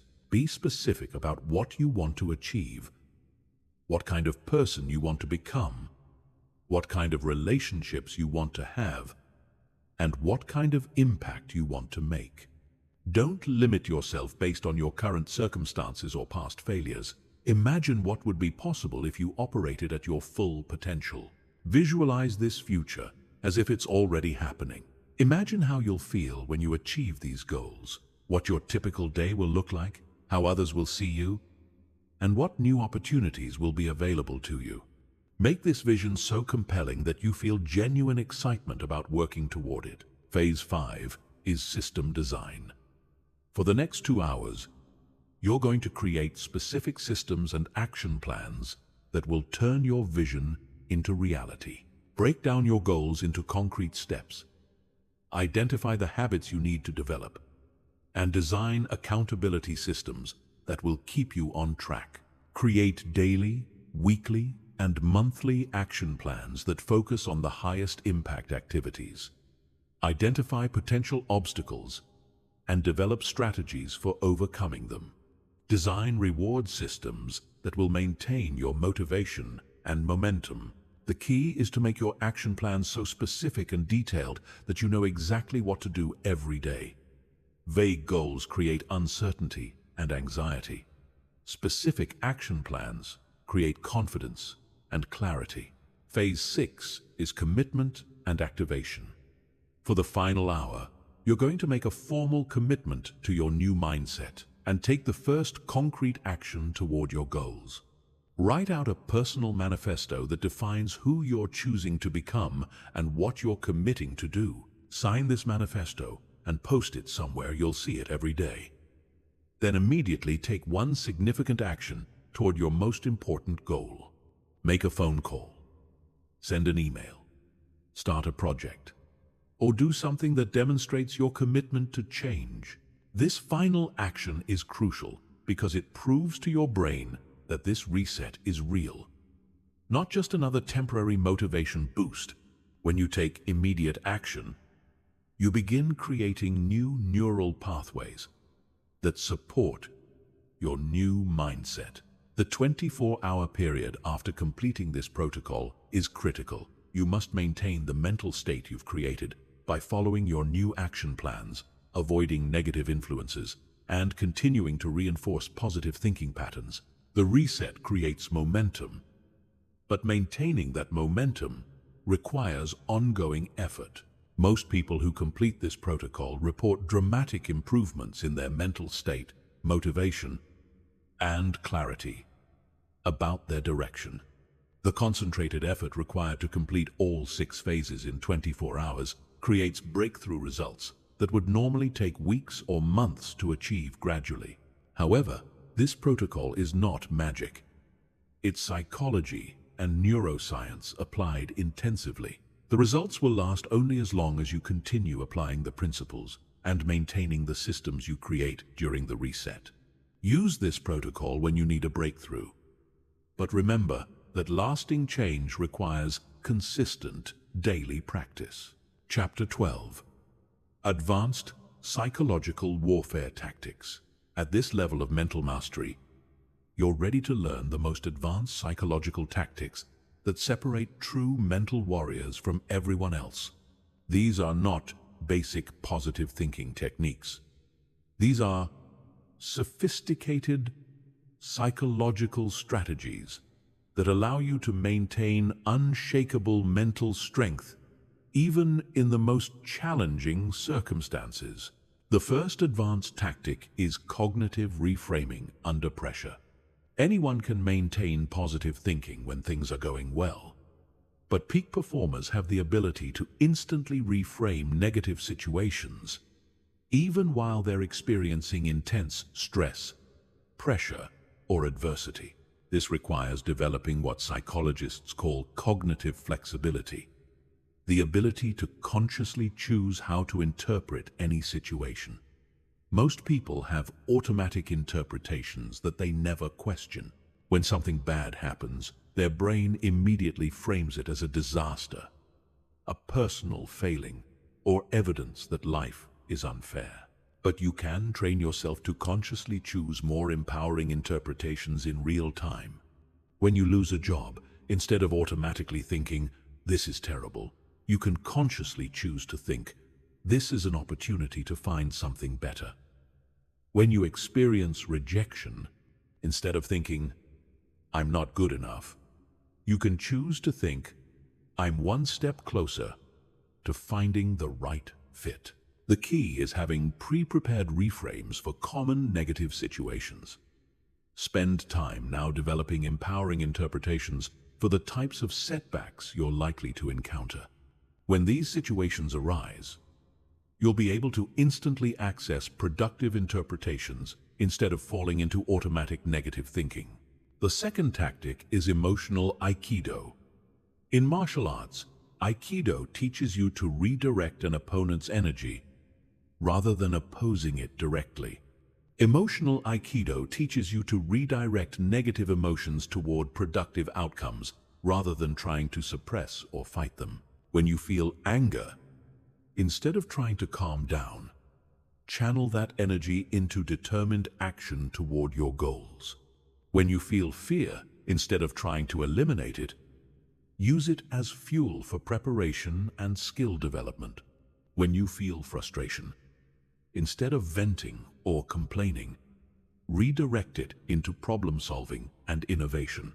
This tactic recognizes that emotions contain energy that can be harnessed for productive purposes. Instead of seeing negative emotions as problems to solve, you see them as resources to redirect. This approach is much more effective than trying to suppress emotions, which usually makes them stronger and more persistent.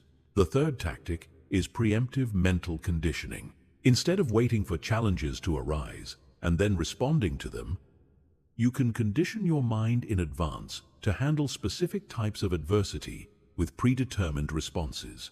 Professional athletes use this technique by visualizing high-pressure scenarios and rehearsing their optimal responses. Navy SEALs use stress inoculation training to prepare for extreme situations. You can use the same approach to prepare for the mental challenges you're likely to face. Identify the situations that typically trigger negative thinking for you: criticism, rejection, failure, uncertainty, conflict. Then mentally rehearse handling these situations with confidence and composure. Visualize yourself receiving criticism and responding professionally, experiencing rejection and maintaining self-confidence, facing failure, and immediately planning your next attempt. This mental rehearsal creates neural pathways that automatically activate when you encounter these situations in real life. Instead of being caught off guard and defaulting to negative thinking, you'll have well-rehearsed, positive responses ready to deploy. The fourth tactic is strategic vulnerability. Most people try to protect themselves from all negative experiences, but this actually makes them more vulnerable when adversity inevitably occurs. Strategic vulnerability involves deliberately exposing yourself to controlled amounts of discomfort, criticism, and failure, so that you build genuine resilience. This might mean actively seeking feedback, even when you know it will include criticism, taking on challenges where failure is possible, or putting yourself in situations where you might be rejected or judged. The goal is not to suffer unnecessarily, but to build genuine confidence that comes from knowing you can handle whatever life throws at you. When you've voluntarily faced and survived criticism, rejection, and failure in controlled circumstances, these experiences lose their power to trigger negative thinking when they occur naturally. You develop what psychologists call anti-fragility, the ability to actually become stronger from stress and adversity. The The fifth tactic is attention hijacking.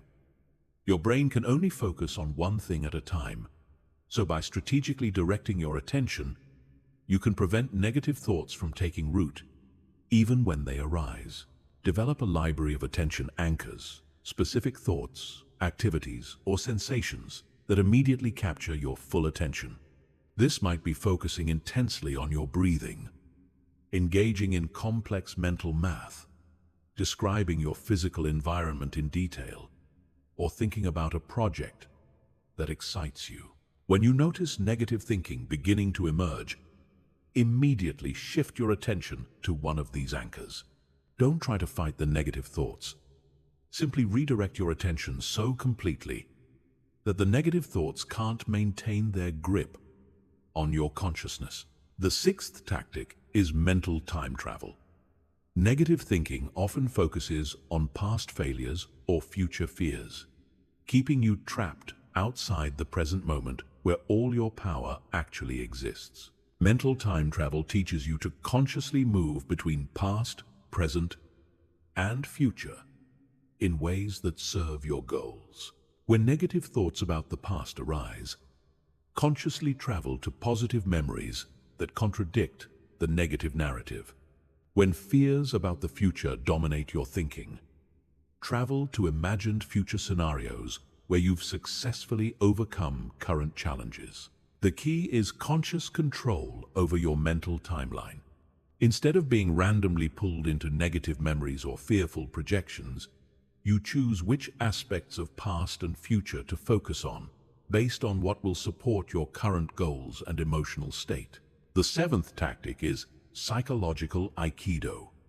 This involves using other people's negativity and criticism as fuel for your own success, rather than allowing it to damage your confidence. When someone doubts your abilities, criticizes your goals, or tries to discourage you, you transform their negativity into motivation. Instead of being hurt or discouraged by criticism, you think, "I'll prove them wrong." Instead of being demoralized by doubt, you think, "I'll show them what's possible."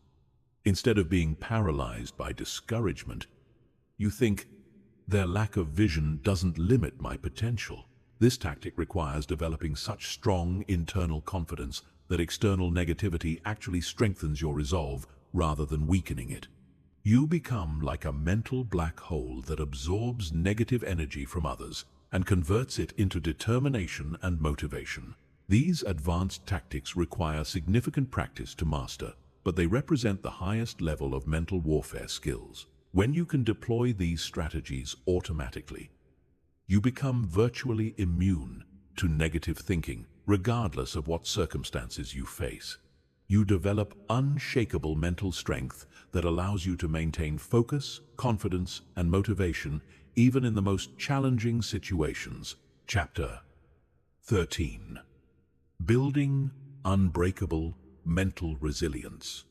Mental resilience is your ability to maintain psychological strength and continue functioning effectively even when facing extreme stress, adversity, or trauma. While most people's mental state fluctuates dramatically based on external circumstances, truly resilient people maintain consistent inner strength regardless of what happens around them.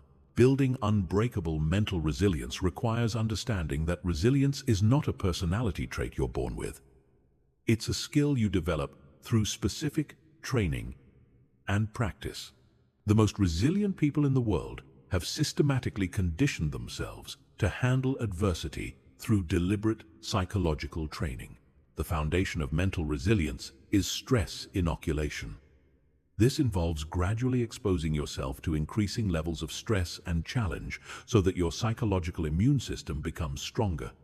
Just as physical exercise creates physical strength by placing controlled stress on your muscles, psychological exercise creates mental strength by placing controlled stress on your mind. Start with micro stresses that challenge you slightly, but don't overwhelm you. This might be taking cold showers, exercising when you don't feel like it, having difficult conversations you've been avoiding, or completing tasks that require sustained focus despite distractions. The key is that these stresses are voluntary and controlled. You're choosing to face small amounts of adversity when you're mentally prepared, which builds your capacity to handle larger amounts of adversity when it arrives unexpectedly. Gradually increase the intensity of these challenges as your resilience grows. What felt stressful last month should feel manageable this month, allowing you to take on bigger challenges. This progressive overload principle works for mental strength just as it works for physical strength. The second component of resilience is emotional regulation under pressure. Most people's emotions become chaotic when they face significant stress, which clouds their judgment and reduces their effectiveness. Resilient people maintain emotional stability even in crisis situations. Develop emotional regulation through breathing techniques that you practice daily and can deploy instantly when needed. The 4-7-8 breathing pattern is particularly effective. Inhale for 4 counts, hold for 7 counts, exhale for 8 counts. This activates your parasympathetic nervous system and creates immediate calm. Practice emotional labeling when you feel strong emotions arising. Instead of being overwhelmed by anger, anxiety, or frustration, mentally label these emotions. I notice I'm feeling anxious right now. This creates psychological distance between you and the emotion, preventing it from controlling your thinking and behavior. The third component is cognitive restructuring under adversity.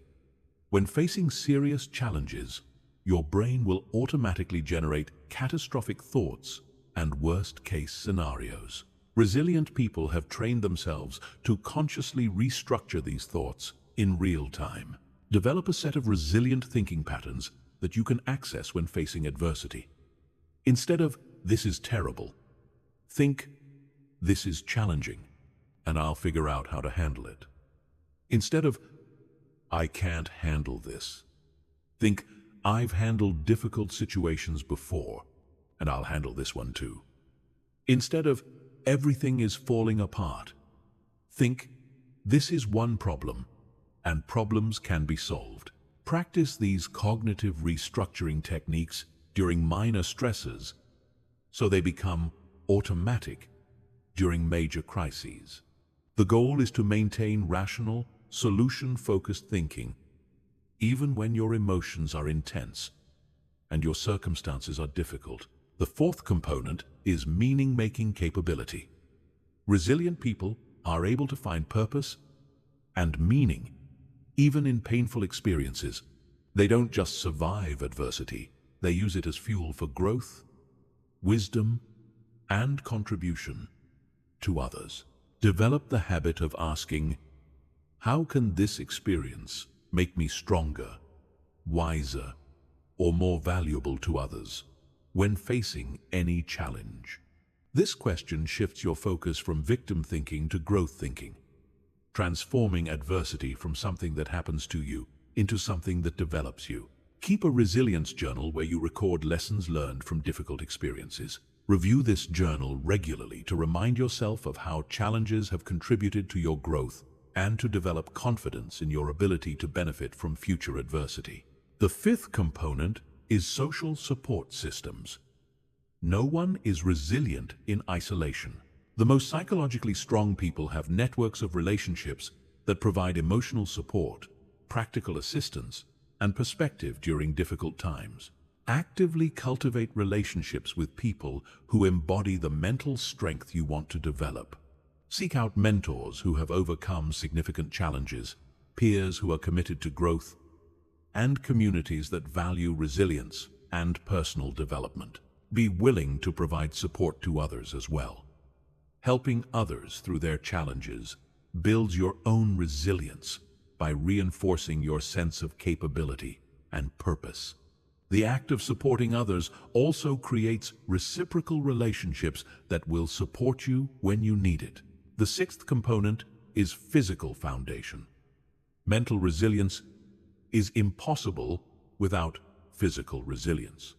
Your brain requires optimal nutrition, regular exercise, adequate sleep, and stress management to maintain peak psychological performance. Treat your physical health as the foundation of your mental strength. You cannot maintain psychological resilience while neglecting your physical foundation. Regular exercise, particularly activities that challenge you physically, builds both physical and mental toughness. The seventh component is purpose alignment. People who have a clear sense of purpose are more resilient than those who don't, because they have something larger than themselves to draw strength from during difficult times. Identify your core values and life purpose so clearly that they can sustain you through any challenge. When you know why you're pursuing your goals and how your efforts contribute to something meaningful, temporary setbacks become less significant and less likely to derail your progress. The eighth component is recovery protocols. Even the most resilient people need systems for recovering from intense stress and adversity. Without proper recovery, even strong people eventually burn out or break down. Develop specific practices for mental and emotional recovery that you use regularly. This might include meditation, time in nature, creative activities, physical relaxation techniques, or any practices that restore your psychological energy and perspective. Schedule recovery time just as you would schedule any other important activity. Resilience is not about never needing rest. It's about taking care of yourself so effectively that you can handle whatever challenges arise. True mental resilience means that your inner strength becomes independent of external circumstances. You maintain confidence, clarity, and motivation, whether things are going well or poorly. You become like a deeply rooted tree that bends with the storm but never breaks, always returning to its natural upright position once the storm passes. Chapter 14. Maintaining mental mastery for life. Achieving mental mastery is one challenge, but maintaining it for life is an entirely different challenge. Most people experience temporary breakthroughs in their thinking and motivation, only to gradually slide back into old patterns of negativity and limitation.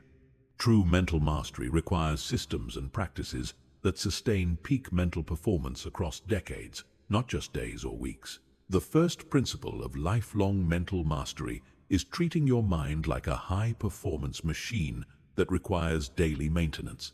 Just as elite athletes never stop training, even after reaching the top of their sport, you must never stop practicing mental conditioning, even after achieving mental mastery. Develop non-negotiable daily mental hygiene practices that maintain your psychological fitness.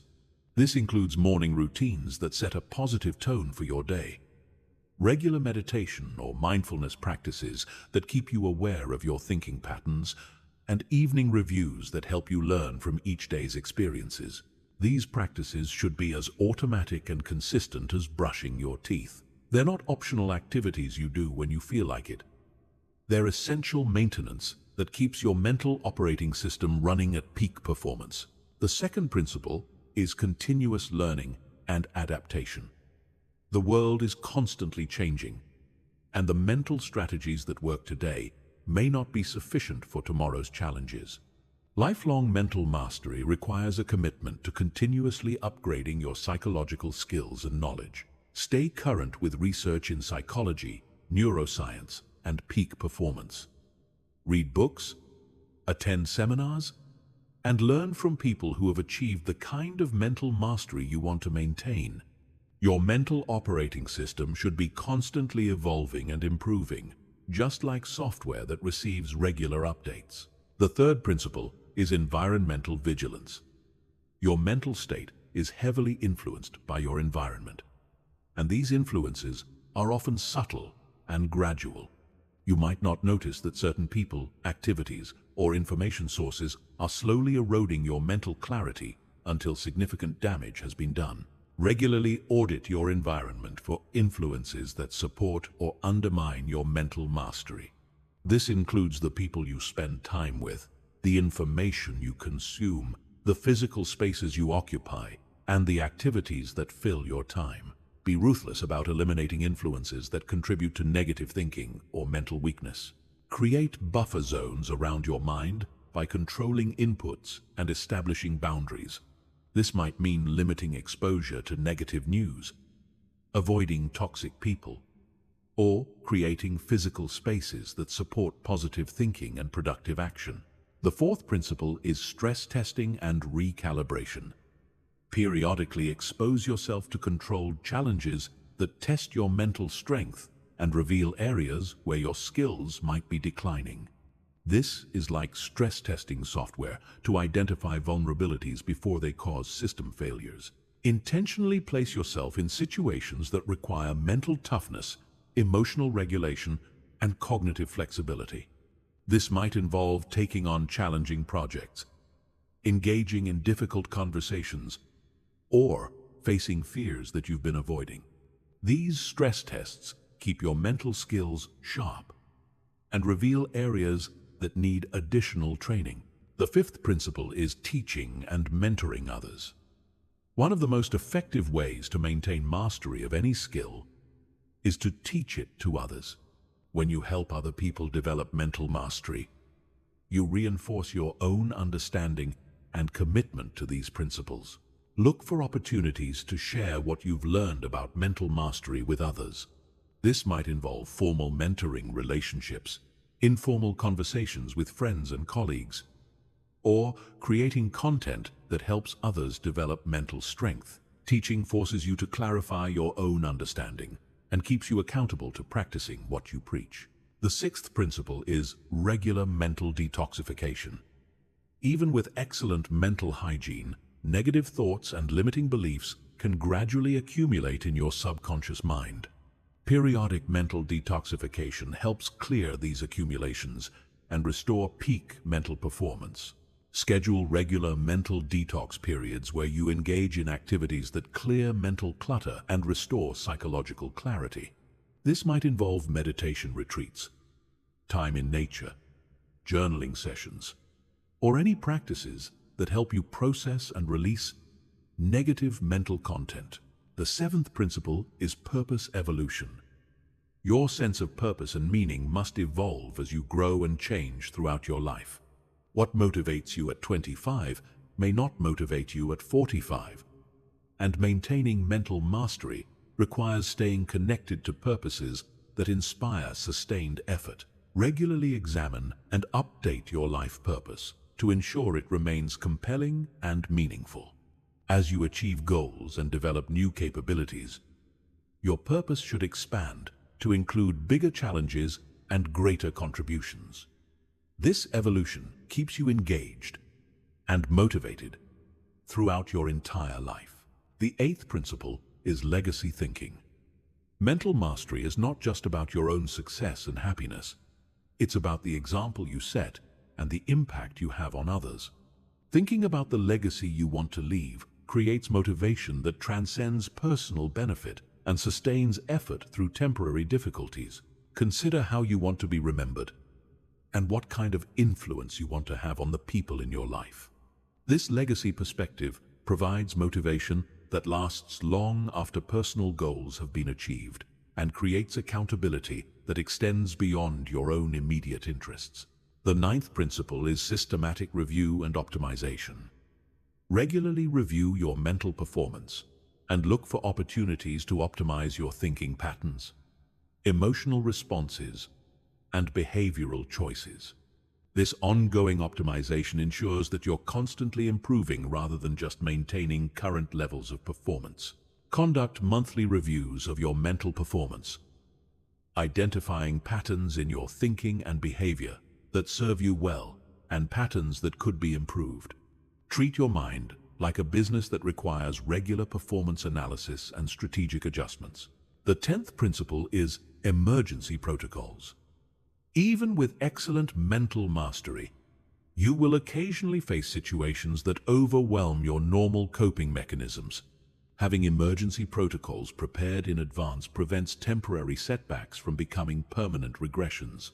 Develop specific action plans for handling major life crises, unexpected failures, health challenges, relationship problems, and other situations that could potentially derail your mental mastery. Know exactly what resources to access, what practices to intensify, and what support systems to activate when facing serious challenges. Lifelong mental mastery is not about achieving a perfect state and maintaining it forever. It's about developing such strong mental fitness that you can handle whatever life brings while continuously growing stronger and more capable. It's about building psychological resilience that increases rather than decreases with age and experience. Chapter 15. Your complete mental transformation roadmap. You now have all the knowledge and tools needed to completely transform your mental life. But knowledge without implementation is worthless. This final chapter provides you with a complete roadmap that turns everything you've learned into a systematic transformation process that will eliminate negative thinking from your life forever. Your mental transformation will happen in 4 distinct phases, each lasting approximately 30 days. Each phase builds on the previous one, creating momentum and establishing increasingly sophisticated mental skills. The key to success is completing each phase thoroughly before moving to the next one. Phase 1 is foundation building. During your first 30 days, you will establish the basic awareness and interruption skills that form the foundation of all advanced mental mastery. Your primary focus is developing the ability to recognize negative thoughts as they arise and interrupt them before they can influence your emotions and actions. Your daily practice during Phase 1 includes 3 core activities. First, conduct hourly mental check-ins, where you pause and observe your current thoughts and emotional state. Set phone reminders if necessary to ensure consistency. Second, practice the 5-step thought interruption process. Whenever you catch negative thinking, recognize, interrupt, challenge, replace, action. Third, complete a daily mental inventory, where you review the day's thinking patterns and identify areas for improvement. During this phase, don't worry about perfect execution. Your goal is simply to develop awareness of your thinking patterns and begin practicing intervention techniques. Most people are shocked to discover how much negative thinking they engage in unconsciously. This awareness alone will begin shifting your mental patterns in a positive direction. Phase 2 is pattern elimination. During your second 30 days, you will systematically identify and eliminate your most destructive, negative thinking patterns. You'll learn to recognize the specific triggers, thoughts, and situations that consistently lead to mental negativity and develop targeted strategies for handling each one. Your daily practice during Phase 2 expands to include pattern tracking and targeted intervention. Create a negative thinking log, where you record every instance of negative thinking along with its trigger, emotional impact, and the intervention you used. Look for patterns in your triggers and develop specific strategies for handling your most common negative thinking scenarios. Practice advanced interruption techniques including thought interrogation, attention redirection, and emotional aikido. Begin implementing environmental changes that reduce your exposure to negative thinking triggers. This might involve changing your information diet, adjusting your social interactions, or modifying your physical environment. Phase 3 is positive programming.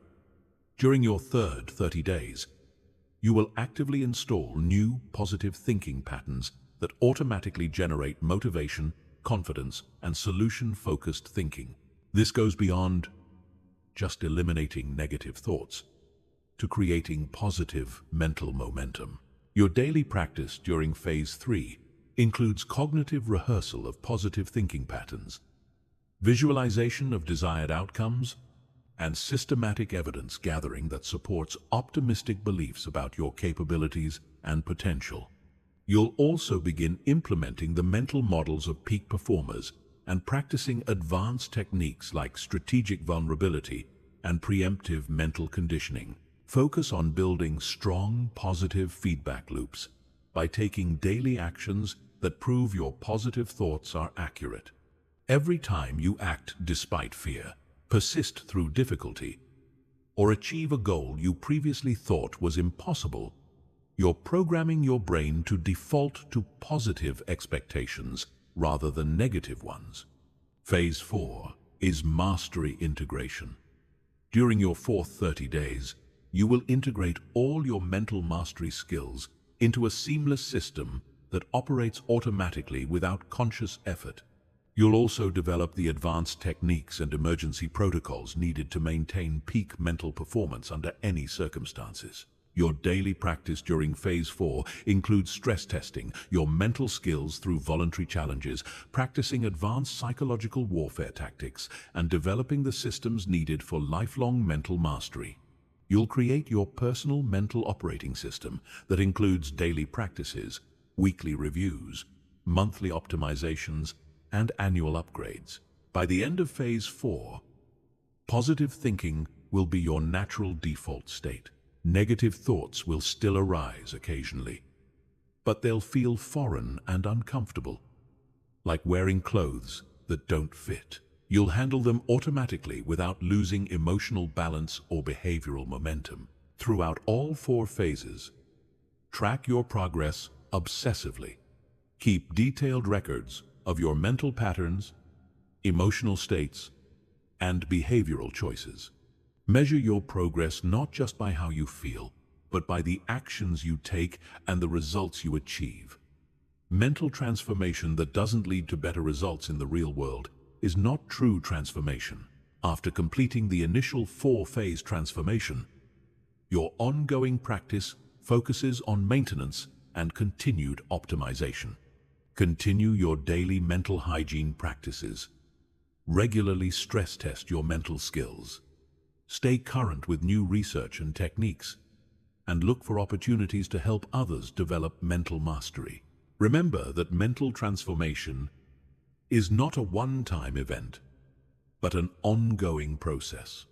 Your mind will continuously evolve throughout your life, and maintaining mental mastery requires lifelong commitment to growth and improvement. But the initial 4-phase transformation will establish such strong psychological foundations that all future development becomes easier and more natural. The most important factor in your transformation success is consistency rather than perfection.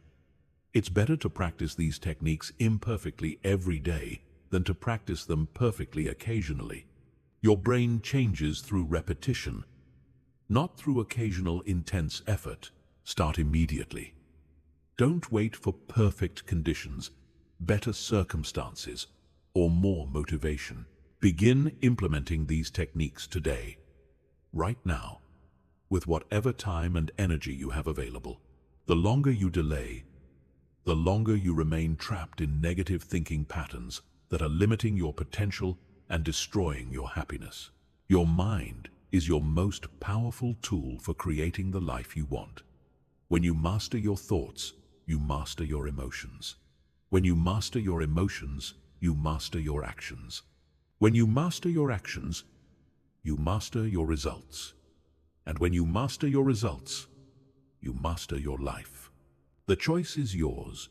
You can continue living with the mental patterns that have kept you stuck, or you can commit to the systematic process that will transform your mind and your life forever. The tools are in your hands. The roadmap is clear. The only question remaining is whether you have the courage to begin.